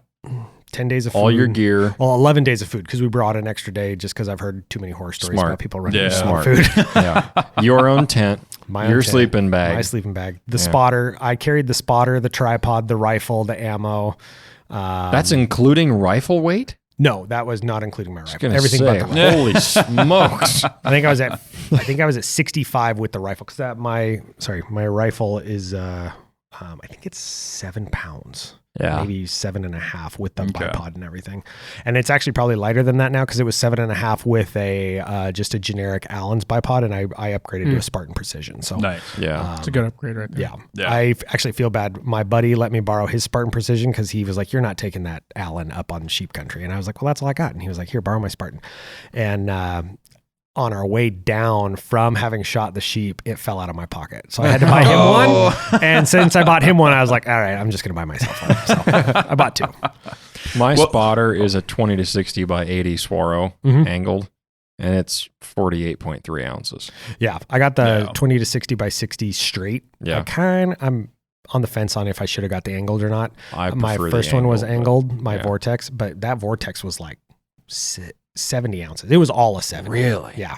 That Man. Vortex Razor HD. Mm. It's heavy. I feel like mine is a boat anchor. Like it's a big spotter. And they're just kind of such a big awkward thing, no matter what. And that 80 is just such a big diameter sticking. No matter where you put it, it's just a big awkward shape that you got to fit somewhere. But Gotta have it. I have been in cheap situations where I've been awfully glad that I've had that 20 to 60 with the 80 millimeter objective for light. It is a noticeable difference for, at least for me, it's a noticeable difference when compared to like the 60 or 65 mil objectives. And some of these guys now, Vortex just came out with their new compact spotters that are like a 12 to 30 or something like that by 50. I don't remember. They're something super like that, yeah. tiny. Is that what they're trying to compete with the new Swaro that came out? The 15 to 40? Yeah. Wow. Yeah. Interesting. But I almost got that one, but I really Vortex wanted one- the 60. The Vortex one is like $1,000 at Sportsman's, Oh, wow. maybe even a little bit less. It would fit on this laptop screen. Like Yeah. it's Man. small. Yeah. But you don't get the resolution. Obviously, the zoom isn't there, but that's even zoom aside, it's just not going to get you the clarity that you need in the low light situations. Absolutely. In sheep country, well, now you've done it a couple of times. There's a lot of flat light situations. Yeah. There's a lot of time when it's just gray or overcast or kind of misty, and you're trying to look at a ram a couple of miles away. And the ultimate question is not even if he's legal or not, but the first question you always ask yourself on a distant ram is he worth me expending enough energy to get close enough to judge him for legality? Mm-hmm. And just that first look of, at 3 miles, how much mass does he have? Like, is that a potentially big ram that I should go check out? And just saving you those miles and that energy, because that's ultimately what's going to suck Absolutely. out the time of your hunt. Yeah. But, yeah, it's interesting that one's that heavy that you mentioned. Yeah. So we got our gear dialed in. He flew in from Juneau. And so we drove in the process of trying to figuring everything out. I was planning on walking in, but I had gotten a tip from another person that we know about an area where he had seen a sheep previously. And we don't need to be quite as secretive with the Delta just because it's a draw hunt, but I'm not going to name drop anything. Yeah. Just because of general principle. Because we might draw it next year. Right, exactly. You guys got to come and talk to me. But so I was looking at that and I was just like, man, it is going to take all of 2 days to get back where we want to go. And talking with people more and more, I started calling around, in April and May, and to all the outfitters that were flying, and everybody was like, oh, we're booked. Yeah. And then randomly somebody recommended a small company out of Delta, and gave them a call, and huge shout out to Jim Cummings at the Golden Eagle Outfitter. They were fantastic to work with, and they were like, yeah, we can work with you. We got some space. And talking to him, they're struggling a little bit just because he said they're not seeing the number of sheep hunters because of low sheep numbers, but also they used to fly people out for the Macomb caribou herd and the moose out there. And he just said they're not seeing the bookings they've seen historically. Yeah. They're actually doing more business up in Kotzebue now, where they fly half the year. Yeah. Wow. But fantastic, very reasonable. We showed up on Monday to go out, and they were also flying out a group of hunters for a toke hunt to a close by airstrip. And we kind of talked back and forth, and we kind of hung out for the day. Bad weather. We got weathered in that day. So that Monday we just kind of hung out in Delta, which really stunk because Granite View wasn't even open. And we missed the Bison Diner, and we found, that day I was like, for lunch, we'll go to the Bison Diner, and they were closed. That was the day they closed. That's when you just get in the truck and drive to Fast Eddie's.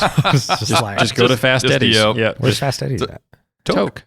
You've never been to Fast Eddie's? I've never been to Fast Eddie's. Bro. Some of the best French fries in Alaska. And they've got a really good It is burger. the best pre or post hunting restaurant destination I in have the a Fast entire Eddie's story. state. I love Fast Eddie's. Dalton, you and I went on the 40 mile down there off the Taylor Yeah. a few years ago, successfully. A number of years ago. That was in your old red truck. Yes, it was. Yep. And Right before I blew up the oil pump. Was it the red I was saying, Ford F-150? you're the guy. It was Dalton. No, and to give that We story got to delete this whole context- episode now. No. I'm looking forward to telling this story. Somebody drove a red F-150 off of the road, off after Caribou, into the hillside, and ended up getting into some steep stuff and couldn't get the truck out. Ended up getting it helicoptered out, I believe. I think they had to helicopter Is that how they got it out? Yeah, I That's think the I only read way. It was out there for weeks. Oh, but yeah. everybody that went caribou hunting came back and posted on the 40-mile Facebook page. Whose truck is that just sitting out there? That was not my truck. I had a 2006 GM that was a half-ton Chevy red truck. But all right, so red truck and all that. But my Fast Daddy story. Mhm. We were on our way back from that trip, successful trip. Go Yep. kill the caribou. That was a crazy trip, but it worked out great. One day we left at like 6 a.m. like 4. 4 was it? Yeah. It's a long drive. We were in Delta by 6. Okay, that sounds right. And yeah, we were on the Taylor in the dark. Yeah. That's right. And we didn't eat on the way out. Everything was closed, which is probably a good thing. We didn't eat. We had snacks or whatever. But anyhow, on the way back, we stopped into Toke. Fast Eddie's was open. We stopped in to eat, and I had a bowl of soup, and I said, "Don't eat a big meal." And he's like, "No, I'm eating." He got a big old burger and whole meal. And like, How do you not eat a big meal at Fast Eddie's? Come on. Yeah. I don't know. I don't know. But I hadn't been there in like when a I year. have a trip or a road trip, I'm always conscious of these things. And like I knew we had hours. And so when I saw him eating that, I was like, I'm eating a bowl of soup. Mm-hmm. And sure enough, like hour and a half later, he pulls over and goes, "Man, you got to drive. I'm going to fall asleep." Anyhow. Anyway, that's the great story. food. I'll have to try Great food Fast if Eddie's. you're ever through there. Yeah. So we killed the day on Monday. And then that night he was like, "Well, you got a couple options. You can sleep on our floor." And I was like, "We live in North Pole." And he's like, "Or you can just drive home and sleep in your bed." And I was like, "We'll do that." So we drove home, went out and got some food that night and hung out with the wife and kids and got up in the morning early again. And he wanted us back by like 8 o'clock, I think. So, I mean, not that early, but left the house at 6, left everything packed in the car. Weather was great, so we got there, dropped our gear with him, and then he had us drive to a airstrip closer to the other side. In the process of preparing for the trip, one of the things we found that most people and the majority of sheep on that hunt are harvested kind of on that more eastern side. So again, me being me, and I like making things more difficult on myself because I'm a sheep hunter apparently, and sheep hunters just hate themselves. So I really wanted to go hunt on the west side where we were hopefully going to see a lot less people. So that was our plan, even though sheep numbers were down and sheep harvest from that side was non-existent and nobody was reported as hunting on the west side. No, most of the sheep are harvested from the west. We were hunting the east. I got that backwards in my head. So Yeah, I was going to say that. most of them are harvested on the west and the north side. We wanted to hunt the east where there was going to be less people. So that's what we did. So we drove out to the airstrip where he picked us up. He took our gear out, dropped it off, came back, picked up my buddy in the Super Cub, took him out, and then came back, picked me up, and then took me out and dropped me off on the airstrip and was like, "Here you go, have fun." Head that direction and took off. So we got our packs on, got everything going. And it was 1.5 miles to the ridge where we were primarily going to then drop into 1,000, I think it was a 700 or 1,000 feet of elevation gain and to the top of the ridge. And then that dropped into the drainage we were going to. So we got up to the top and, that first day is always awful. It's funny. Yeah. It's funny. I've talked to several people, and I think this is a big thing that people don't understand, or I don't know, maybe it's a mindset, and maybe that's kind of what separates certain people from the others. But I've talked to a lot of people who they go out to do a big sheep hunt or any kind of a big backpack hunt. And I've got one guy in particular that his words and his story just sticks with me really well. And he was like, he really wanted to do a sheep hunt. And so he hiked for an hour and was just feeling awful and miserable and felt terrible. His legs hurt, his back hurt. He was out of breath. And so he was like, "I can't do this. I'm not in good enough shape." So he turned around and within 15 minutes, he started to feel better. And he hiked all the way back to his truck. And he was like, oh man, it's only because I went back to my truck. Well, the fact of the matter is if he would have turned around and kept hiking, he still would have felt better. It's just pushing through that first initial. And it's for like that for me every day. We did ADAC a couple years ago, and every day when we'd leave the truck, the first 30, 45 minutes sucks. It's terrible. I'm always like, I hate this. Why do I do this? Like, this is just moronic. Why do I like to do this to myself? But you push through it and then you're fine. And so we push through that first, we get up to the ridge top and I'm like, all right, I'm starting to finally feel better. So I'm like, all right, well, this is the drainage and there's another drainage over there. And I was like, I bet you there's sheep on that. So we sit down to take a quick snack, drink some water, and there's 8 rams across. We would have had to cross that drainage, climb the next ridge, and drop the next drainage and climb that ridge. So they're 2 drainages away.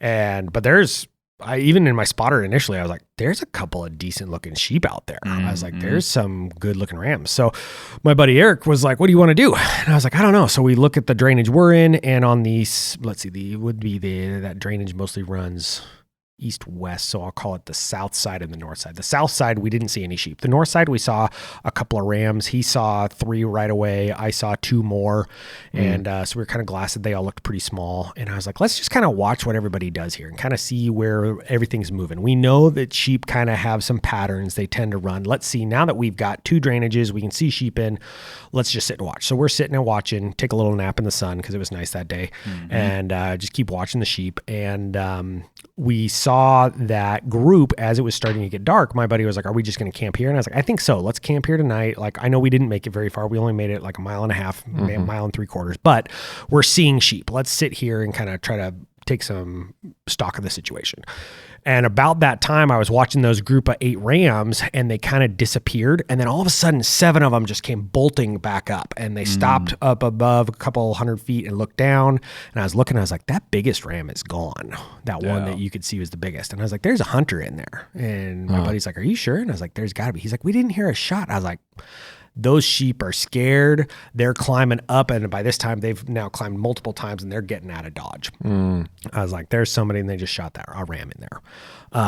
And so that night we camped, got up in the morning, and we're like, well, we're definitely not going to cross drainages now. Let's keep working the way up, which was our initial plan. There was a saddle 7 miles up this drainage that I specifically wanted to get to this saddle. And so we started booking it and just going, and we made a couple mistakes. The alders are terrible. Alders are the worst. And we ended up, it was really strange. There were these really significant cliffs where the water was draining down. So like one spot we were like, we're going to go way up high above the alders, but we couldn't see. There looked like there was just this little drainage where the creek was coming out. Well, we got to it and it was like probably 100-foot cliff, sheer cliff up high where we were up above the tree line. And we were like, well, crap, we got to drop all the way down everything we just climbed. We're going to have to drop down this drainage, get into the alders, fight through the alders. So we ended up doing that twice over 2 drainages where we tried to climb above the alders, had to drop down into them. And then we finally hit a moose trail. So we found the moose trail and we're like, perfect. We're going to stay on this moose trail no matter what. And during this time, we're kind of watching the north side and we're seeing a few more sheep. And so we saw 2 rams that were kind of down at the very end of our vision on the north. And one of them looked like he was pretty good. So and I'm using my spotter. One of the things I had upgraded besides my spotting scope, I had got that 20 to 60 Swarovski STS we were talking about, but I also got the Olin magnetic Digiscope adapter. And that thing is amazing. And I would say, like, there's a MagView and there's an Olin, and for anybody looking for something like that, and if you're considering it, get the Olin and get into digiscoping, because that is huge, especially for those sheep. It made it so nice to be able to just slap my phone up there. Speaking of that, one other warning for anybody, when you're checking your gear and you're going through everything before you leave on a big trip, also make sure that your phone cord isn't broken, because otherwise you buy 2 really expensive battery banks. You even buy an inexpensive used solar panel, get out there, you use 40% of your battery on the first day and then find out that your charger doesn't work. So bring it back up and make sure your charger works before you leave. But so I had 60% of the battery for 9 days. And so I was trying to limit limit my phone usage as much as possible. And your friend had an Android or something? Yep. He runs an Android. So no. And he normally carries a bunch of little doodads anyway. And I was like, hey, I know you got a Lightning, an iPhone converter. And he's like, no, I don't have anything for Apple. You suck. I'm like, shut. All right. Well, I guess that's gotta agree with the guy. So, no phone after that, basically. So I was limiting my phone use, disconnected the Bluetooth to my inReach so that it was just my inReach was running on its own. My inReach, now all of a sudden I could use my inReach as much as I wanted. So I updated the tracking, was texting my wife quite a bit because I had I had 20,000 milliamps of charge for my inReach. So that night we saw that ram and we were kind of watching as he was working up the drainage towards us as we were down the drainage, and we were working up the drainage towards them. So we were kind of headed to where we were going to cross. And then, so we got to where we were pretty close to them and the light was dimming. So I watched him and I put him to bed. And they looked decent, but we didn't get a good enough view, but I got pictures and videos of him that night and I was trying to look at it on my phone without using too much battery. And, but I thought he was close. And then the next morning we got up and it was raining, but we started hiking anyway. My buddy's sleeping in an MSR 2-man tent. It's not the Hubba Hubba. It's more of a mountaineering style. And then I've got the Stone Glacier Skyscraper 2 bomb-proof tent. I've been super happy with that. It's been fantastic. Yeah, those are good tents. And so we pushed up in through the rain, put it through our rain gear on, and we were glassing these 2 rams. And I was trying to decide if it was worth getting my phone back out and turning it on and using more battery to try to get a better look at them or not. When my buddy was like, hey, I think there's another sheep down where we first saw those 2 on the point. So, look down and sure enough, there's this solo ram. And I look at him and I was like, I'm pretty sure he's bigger. Like he looks bigger. His bases look bigger. The crown, that top third of his horn just looks bigger. So he was like, it's kind of up to you. So we made the judgment call and we pushed up. We had to cross, I think, 2 or 3 more of those little stupid drainages. Luckily, none of those were really steep like the first 2 we came across. Right. And then we dropped down to the creek and figured out a way to ford the creek. It wasn't terrible. It was about knee deep. We got a little bit wet. That was where I had forgot to treat my shoes before we left. And that was where my nice crispy Brickstalls lost their waterproofing, which is my fault because I didn't treat them before we left. But my feet were soaked. My boots were wet the rest of the trip. So it is what it is. But so we crossed the creek and kind of got up into position where we were under the point that he was on. And that night we watched him, he came within like right around dark. He was at 700 yards.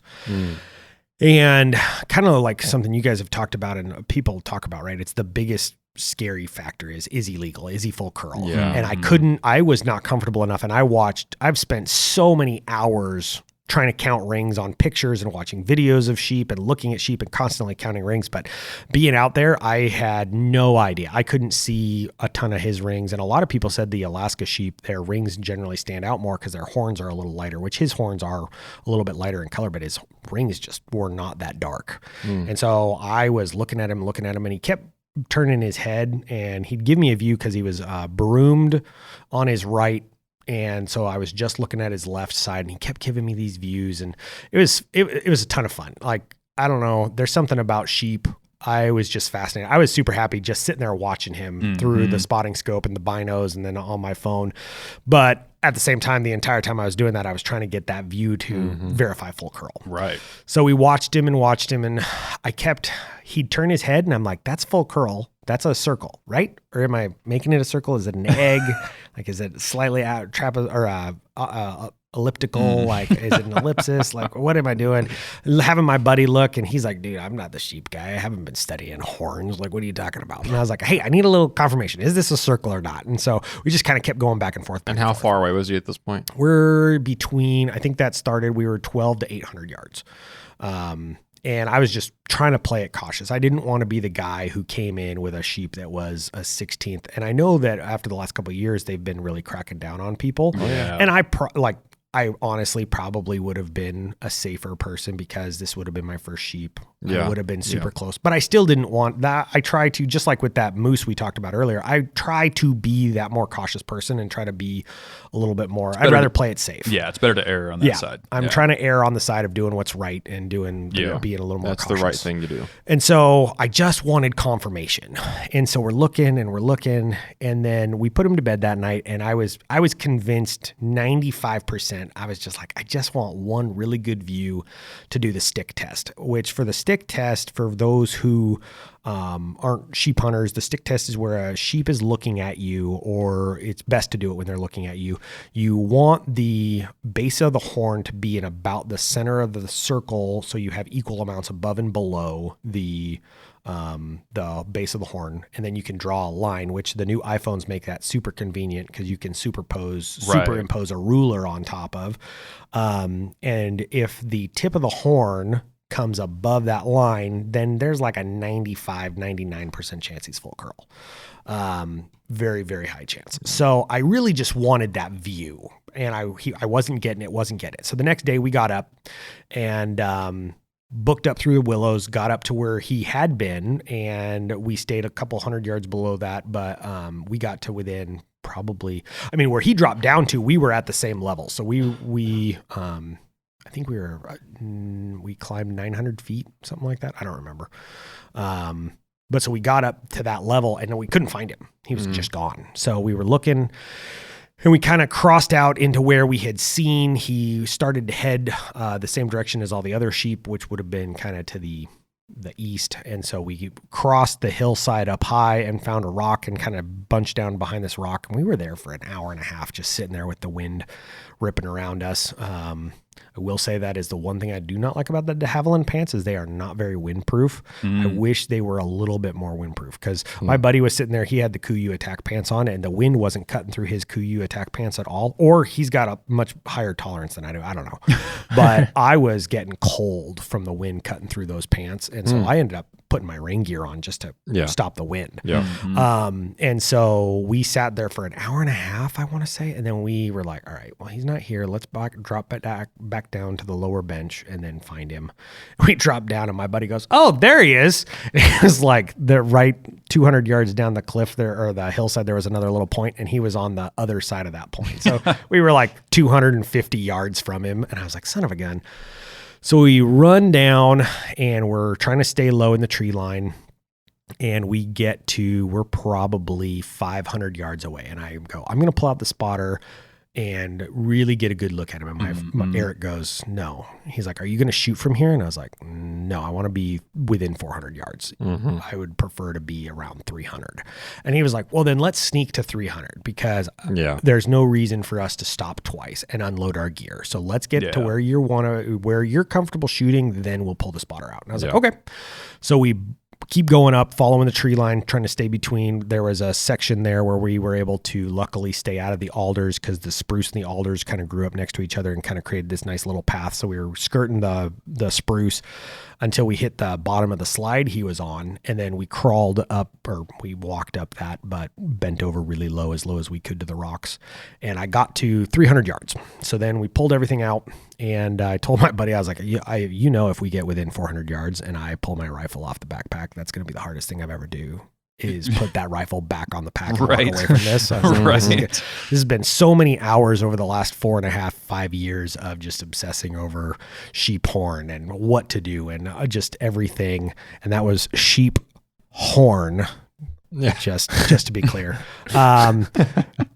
Just so much time and stuff. I was like, man, this is going to be so hard. So we get there, and I'm taking a couple of videos with my phone, and he just gives me the perfect look. He looks like this majestic mountain monarch that he is. He's just looking around, and he just looks straight across the valley at the perfect angle. And I'm like, that's the shot. And I've got a video, and I think in the very end of the video, you hear me go, that was it. And then the video cuts off. And I zoomed in, put the stick test on him, and everything was perfectly lined up. And I looked at my buddy and goes, that tip's above the line, right? And he goes, yeah. And I was like, this is going to happen. And he said, my face just went completely flat, lost all emotion, and just lost everything, and just completely flat. I turned around, picked my rifle up, laid down in the rocks, and where I was, I couldn't quite get steady, so I pushed the rock up a little bit and just laid down as flat as I could, nestled in on that thing. I handed him my rangefinder as I was getting in position. I was like, how far is he? And he said 290, and my brain wouldn't work. I had my, on my phone, I had my dope card as my background, so I could just hit it and see. And he told me 290, and I was looking at it, and I couldn't figure it out. I was like, I can't figure out how many clicks I'm supposed to be. So I unlocked my phone, opened the shooter app, went to 290, and did solution instead of the chart. I did solution, and it was like, I don't remember, it was like 9 clicks or something like that. So I'm like 9 clicks. I counted them as I'm spinning the CDS, and I settled down into it, and I just started breathing, and I was like, just remember, just breathe, calm, squeeze the trigger, just breathe. And so I was just breathing and just slowly squeezing, and I was watching him move, and then he stopped, and I was just squeezing the trigger, and then the gun went off, and it's got a brake on it, and we're laying in the rocks, so I immediately lost all sound.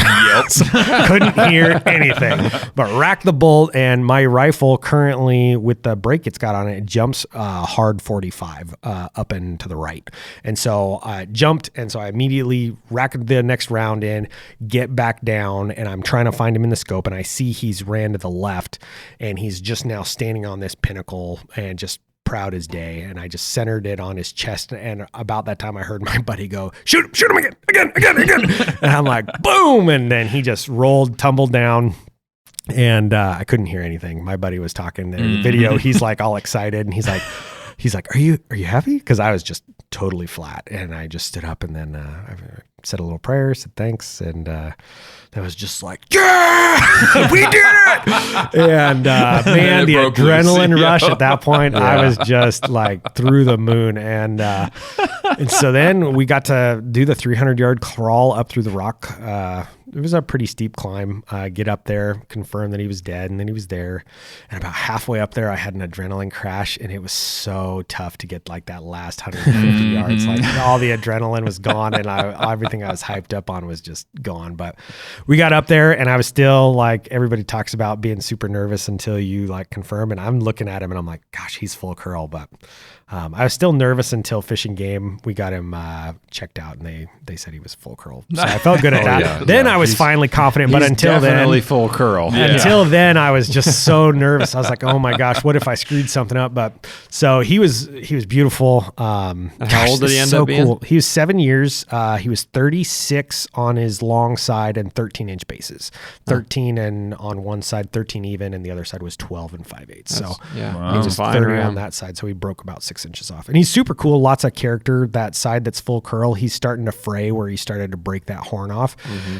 And it's just there. It's such a unique experience. And I don't know, I understand it's not for everybody, but man, just sheep, being up there, watching him, being in that country. Like we got back, processed that sheep out, and my buddy Eric was like, all right, well, unless somebody else magically puts me in for a draw, I don't know if I'm ever going to sheep hunt again. And I was like, really? Really? And he was like, yeah, I got my fix. Like I was with you, we did it, and we showed we could do it. And that's a really tough thing. Not a lot of people do. Like there's a lot of hunters who have gone on more than 4 hunts who have not killed a sheep. Oh yeah. There's a lot of people who have spent more time than we have who haven't killed a sheep. And I was there when you did it, and I think we did a really good job, but I don't have that drive. Are you going back out? And I was like, absolutely. Like even if in 2024, if we're doing a moose hunt or a caribou hunt for you, and that's what we're doing, I'll at least be spending a long weekend in the mountains. I don't know. There's something about being up there. I've always loved mountains, and that's probably the only really disappointing thing, I guess, about being in Fairbanks is there are no mountains here. Right. Like, you're so far away. We're in those flats, and I love the mountains. I love being in the mountains, and there's just something special about being up there and watching the sheep. They're just so cool and majestic. So he was beautiful. We packed him out that night. Well, that night it was super dark. It was like 30 minutes before dark, so we gutted him, left him up there, went down. The next day, we went up and got him, brought him back to camp, and then the next day it just poured rain. So we sat in our individual tents and yelled at each other across. Now that we didn't have to be quiet anymore, we just yelled at each other as we're processing out caribou. I accidentally lost a game bag because we were cutting the meat on the game bags, and I went to go throw the fat and the bones in the river. And so I hooked the string of the game bag around my finger, and then I went to throw it so the meat would unstick, and it just came right off my finger. Oh, no. There went $20. Frickin' game bags. Game bags are expensive. So we processed them out. And then the next day, we were looking at the weather, and in 2 days, there was going to be a break in the weather. So that would have been getting us out a day early. The day after was really bad. And that day or the next day was supposed to be bad. So we were like, you know what, we're going to make this in a day. We'll get up in the morning and we're going to get out. So that's what we did. And that was a miserable day. I think my pack was at least 100 pounds coming out. Especially it rained all day. It rained, then sleeted, and then rained and sleeted and snowed and rained, fighting through the alders. And we just kept having to, you'd climb up into the like low red, they're not the blueberry bushes, but the low red bushes. And then you'd go through the yellow birch or willows, whatever they are, that are up to your shoulders. And then you'd have to drop down these steep banks into the alders and then cross the creek or the dry creek bed and then fight back up through the alders.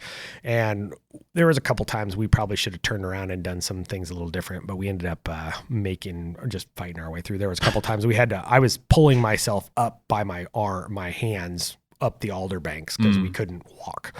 And so we were basically just pulling ourselves up like we were pulling ourselves up a rope. That's a lot of work. So we got to where we stayed the first night, and I was done. I was totally dead, but I had said I wanted to be at the airstrip that night. So my buddy was like, I think we can make it. Do you think we can make it? And I was like, probably a really bad idea, but let's go look. And as soon as I took a step forward, I knew that we were like, it was too late. I should have stopped right then and there. And I should have said, no, I need to sleep. I need to rest. But I walked over to the edge, and he was like, see, the airstrip's right over there. We're only 1.5 miles away, remember? And I was like, he didn't know this, but in my head, as soon as I took that step, we were committed. Yeah. And so we went, we were downhill only 50 feet, but I was like, I'm not taking another step uphill. Mentally, I was done. So we went down, and it was rough. I should not have done that last push. We had to stop a couple times on the mountain for me to just take a break. He was doing all right, but I'd been breaking brush the whole trip. I led the way, so I was way wetter than he was. I was completely soaked, saturated completely through my gear. When we got to camp that night, I dumped out a cup of water out of each of my boots. And we didn't cross a creek really. I was soaked. I was exhausted. I couldn't eat too. That was a really weird thing. The last 2 nights for dinner, I tried to eat I didn't have Mountain House. What did I have? I had a different brand, Backcountry Pantry. And, I couldn't eat them. I've eaten Backcountry Pantry before. I actually think they're really good generally, but I take like 2 bites and I just get nauseous and almost want to hurl. And so it was very weird. So those last 2 nights I didn't eat. And I think that was probably the biggest factor more than anything else on why I was just totally toasted that day. Yeah. So we finally made it. It was past dark. We had to find the last little bit of our way in the dark. And I was so exhausted. I set up that Stone Glacier tent. Luckily, I've set it up enough times now that I don't even barely have to think about it. So it popped up super fast. I stripped down and unrolled my sleeping pad, unrolled my sleeping bag so they'd start fluffing up. And I just stripped down and I got in my, I've got the Stone Glacier Grumman jacket and pants. I climbed into that sleeping bag, and Eric said I was snoring in like 30 seconds. He said I climbed in that thing and it was just out. Yeah. And he was like, hey, do you want some water? Do you need food? Are you just not going to answer? All right, I'm going to go get water.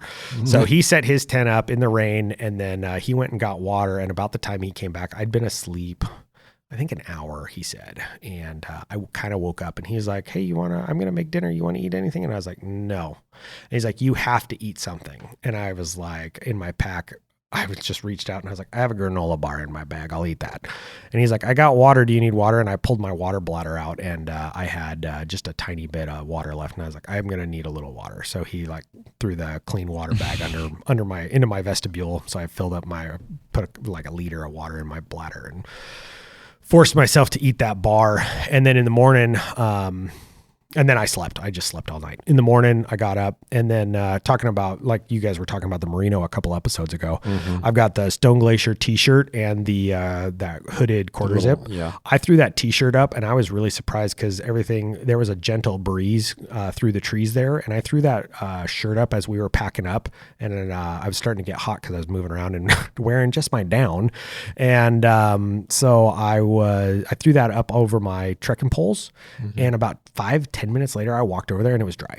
And just with that little bit of breeze, and I was like, oh, I should have slept in this last night because it would have pushed that moisture out. I should have just left a layer or two on. So again, another learning experience, you know. But no, it was a great trip. First ram, I went and took it to, I'm going to do a pedestal wall mount, getting that done by Skip out there in Salcha. So not a lot of people know about him anymore, so hopefully he doesn't mind me name dropping him. He's been doing sheep for 58 years though, so that's pretty cool. Man, I heard he's cutting back a little bit. Yeah, he is. Yeah. He said he's just doing sheep and that's about it. He's not doing anything else anymore. He does really good work. Yeah, I'm excited. Hey, congratulations, man. Thank you. Sounds like that was one heck of a journey. So. No, it's been awesome. And I definitely, you asked earlier if I planned on doing it again, and yes, I don't need to necessarily be the guy who's shooting one every year, but I definitely want to be out in the mountains every year. Yeah. There you go. Yeah, it's a ton of fun. Yeah, that's a great story.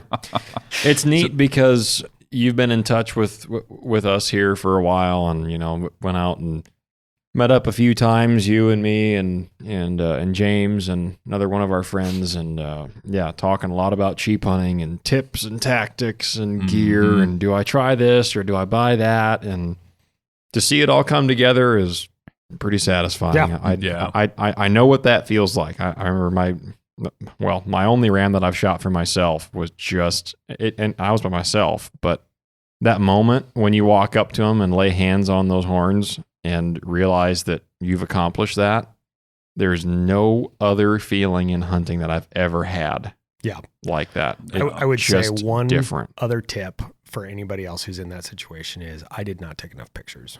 Yeah, I did not. We probably took 30 pictures total, and I was talking to somebody else who has been with people, and he was like, I take at least 100 pictures every time. He's like, I take so many pictures. Like, you feel dumb doing it at the moment, but now that we're gone, and like, I forgot to have my buddy Eric in the picture with me. Like, we were just, it was getting close to dark and stuff, and we got back, and like, the first thing I did was I went to post it in the sheep hunting group that on Facebook and stuff, and not the first thing, but a couple days later, I was going to post it on there because I was just so excited. I needed to share it with somebody, and most people don't get it, so I needed to like communicate with some people who'd get it.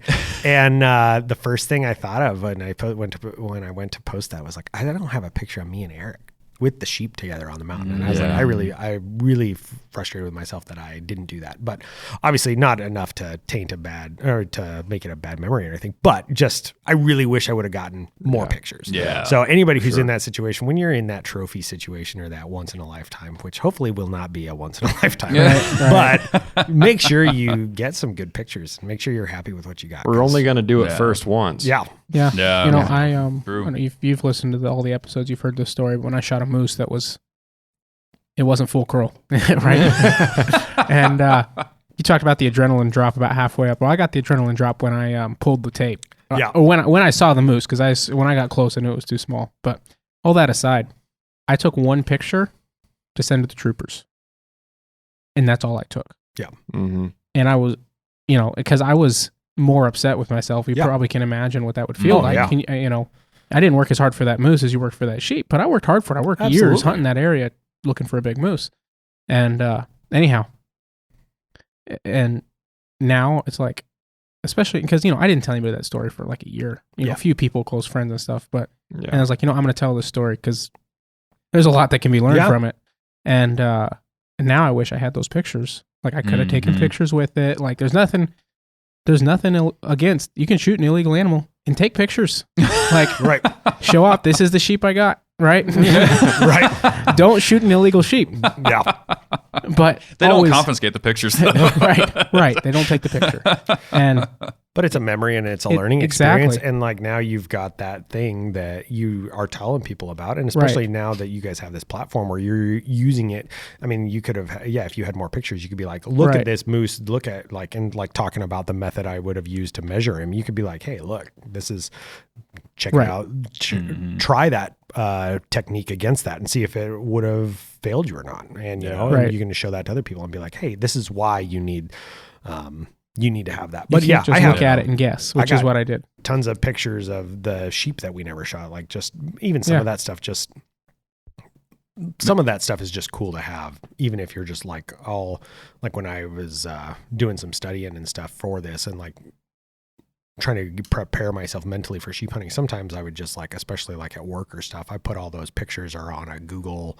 I use Google for a lot of things, but the Google photo drive. And I would just go in there and I've got a folder in there with all those sheep pictures, all the sheep pictures I've taken. And I'll just go in through those. And sometimes I would just go look through those sheep pictures and just mentally think about what we were getting ready to do, mentally think about what we went through already, the different trips that I've been on, everything that I've done. And just kind of like mentally checking that. And even like for moose and stuff, like I don't know, we all visualize and kind of mentally prepare in different ways. Right. And having those pictures is a way to be able to not just share that, but to kind of mentally like going into a moose hunt. That's something for me. I'd be looking at a moose that I shot that was sublegal. I'd be looking at it going, don't do that again. Oh yeah. Don't ever do that again. Look at that moose, memorize how he looks and what you screwed up, and like just mentally beating myself up over it. Yeah, just sear it in. I think the one thing about my sheep hunt that I did a few years ago now for myself on that solo hunt was I had looked at a lot of sheep. I'd been in sheep country before. I had picked out this spot. And I'd been in there before. I had seen the ram that I ended up killing. Nice. But when I walked in there, how do I say it? The reality set in when I started walking from my start point. Mm-hmm. It hit me. And about halfway up the mountain, all I could think about was, what am I doing? Like it wasn't the physical aspect of it. I was in good shape. I had been exercising. Like I said, I had been in a lot of different sheep areas that summer, looking at rams and deciding, all right, do I want to hunt this one or that one? Yeah. I had more than one picked out that I could shoot. But the reality set in, you know, and this was before even it was open season. You know, this was before the opening day of sheep. But that mindset, you know, sure, it all sounds good, and you talk about it, and you talk about it, and you post about it, and you ask people questions about it, and interact with other hunters, and you can have all the head knowledge in the world, but that first couple of hours, I felt sick. Oh, it's the worst. I felt sick. Yeah. I didn't lose my breakfast, but I wanted to. Oh, yeah. I stopped several times and thought, all right, I just got to make myself just get sick, because I felt sick. Yeah. Huh. And I thought, man, it's something wrong. And then after I got up the mountain, started seeing sheep, I thought, all right, I'm here. It's time to, all right, just get over that. This is not the time to be nervous. You know, it's not even open yet. I can't think about this right now. I got to get up and over this valley and through the saddle and into the sheep country that I want to hunt where this ram is. But yeah, that feeling, you don't get that with anything else. At least I don't. Yeah. I don't get nervous going moose hunting. Mm-hmm. I don't get nervous going brown bear hunting, caribou hunting, deer hunting, whatever. I mean, I get excited and I anticipate it, but sheep hunting is just a different thing. And that first one, that's what I mean here. The first one, you always have that nerve. At least I did. I know a lot of other guys that their first sheep hunt, there's just that bundle of nerves, and you don't get that on the second, third, fourth, fifth time. It's not there because now you've done it. Yeah. But that first experience is just something that I'll never forget. Well, and I think for a lot of people, like that whole concept of being so far away from everything, right? Like sheep hunting, like kind of like what you guys were saying, James and Mariah, you're like, oh, we're a couple hours from the quad, generally speaking, like we can get there. Like most of these times with sheep hunting, you're like, oh, you're a day's hike away, minimum. And so that whole idea of like being that remote, it is kind of like, and it's funny, like growing up where I grew up, we had bears, but nobody ever talked about bears. We had cougars. Which cougars freak me out way more than bears. But like, it's funny listening to you guys talk about bears because of your comfort level with them. I haven't interacted with bears that much, so they definitely make me a lot more nervous than you guys. But I'm not as nervous as I was about cougars, but even just going out, like specifically targeting bears. Like the first time I went out targeting bears, like I was like, I've never done this before. What am I doing? Like, what do I do? Like, okay, we're sleeping with the rifle in the sleeping bag just in case. Like you're on top of me. We're snuggling all night because if I hear a noise, I'm sitting up and I'm gonna be asking questions and then pulling triggers. So anyway, I started blasting. Yeah, exactly. So I'm just like, it's funny because there's these different levels of comfort, but you got to always start from somewhere. And that first time when you experience that unknown, and for a lot of people, you know, that remote with that little access, especially in today's society where we all walk around with our cell phones, and even to the point where like the inReach, I text my wife all the time, and I love being able to share my adventures with my wife and kind of share with her what I'm doing throughout the day and kind of communicate with her. I talk to her a lot more than most of the people I hunt with. I talk to my wife quite a bit. We text off and on throughout the day. But still being that remote and stuff, it just messes with a lot of people. They're not mentally, it is a hurdle for sure.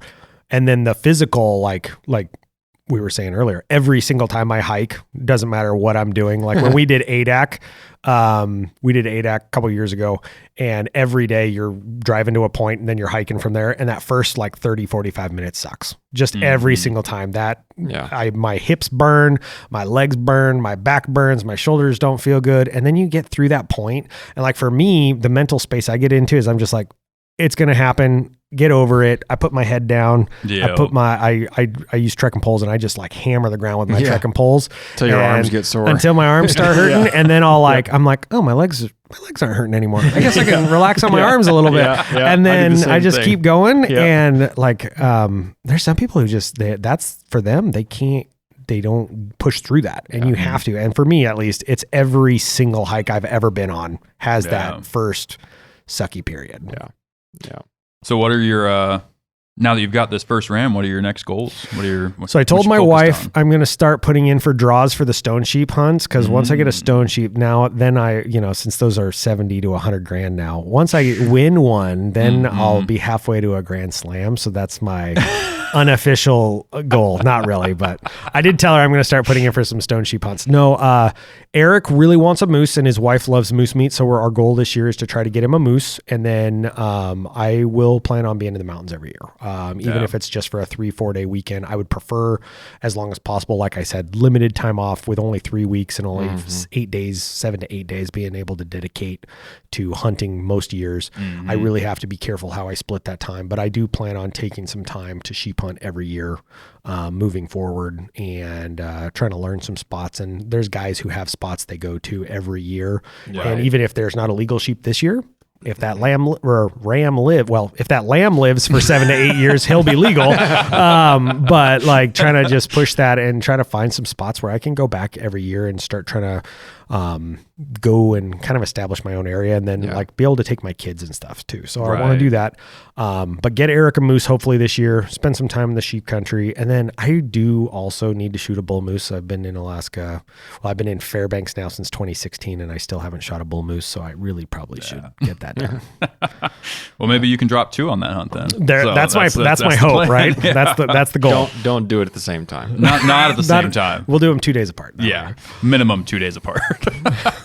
If you're, Or I'll shoot mine here in the FMA and just with my bow, and then I'll have my bull, and then I'll be happy. And then we'll do a big trip for him. There you go. And then we separate them by like a week. They're close to the airstrip. Yeah, exactly.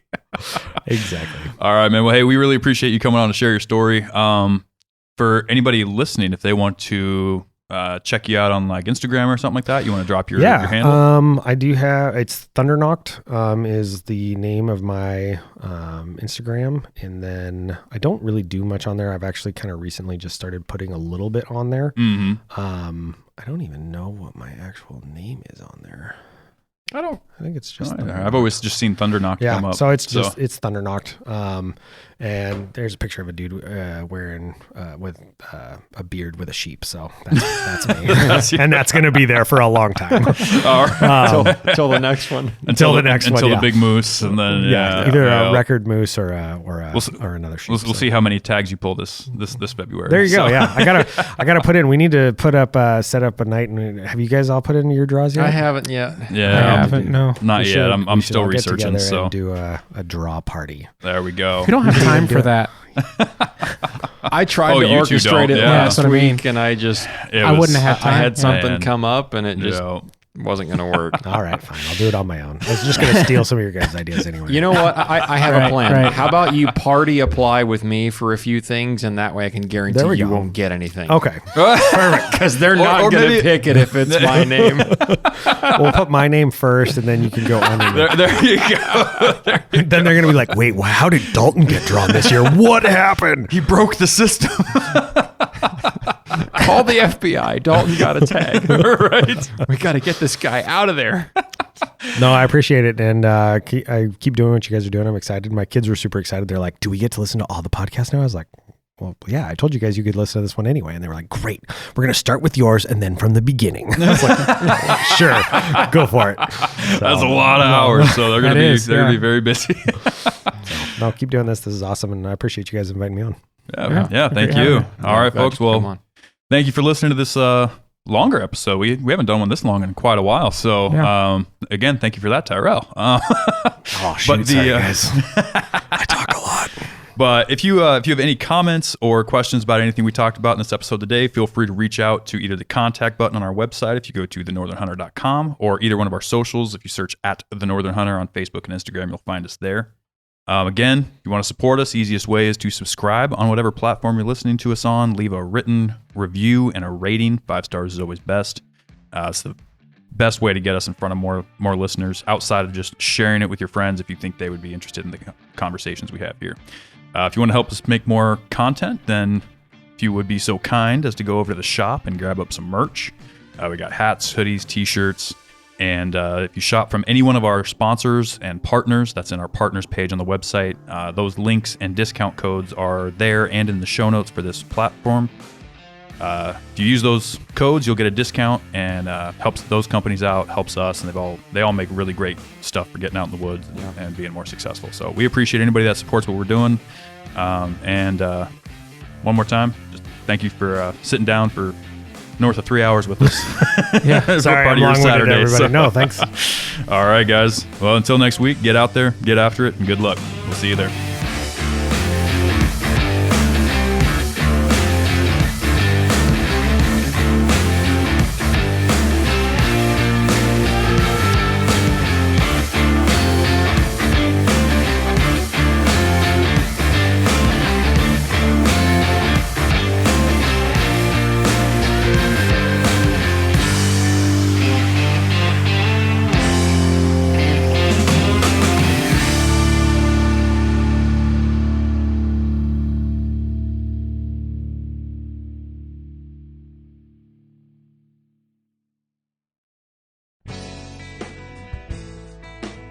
All right, folks. We all know that one of the most common mishaps in hunting is damage to your rifle scope. Last year, I found the solution to that problem with the Stealthy Hunter rifle cover. It wraps around your scope and actions securely to protect it from getting knocked off of zero or even severely damaged. Stealthy Hunter also has a glassing pad and a wide variety of supplements for the outdoorsman, such as protein powder, CBD products, turmeric, and gut health supplements. They also make a lightweight trauma kit weighing in at just 14 ounces that includes everything you need and nothing you don't for all of your backcountry medical emergencies. To shop all of their equipment and supplements, go to STEALTHYHunter.com and enter the discount code at checkout, The Northern Hunter, to save on your order today. All Stealthy Hunter equipment is proudly made in the USA.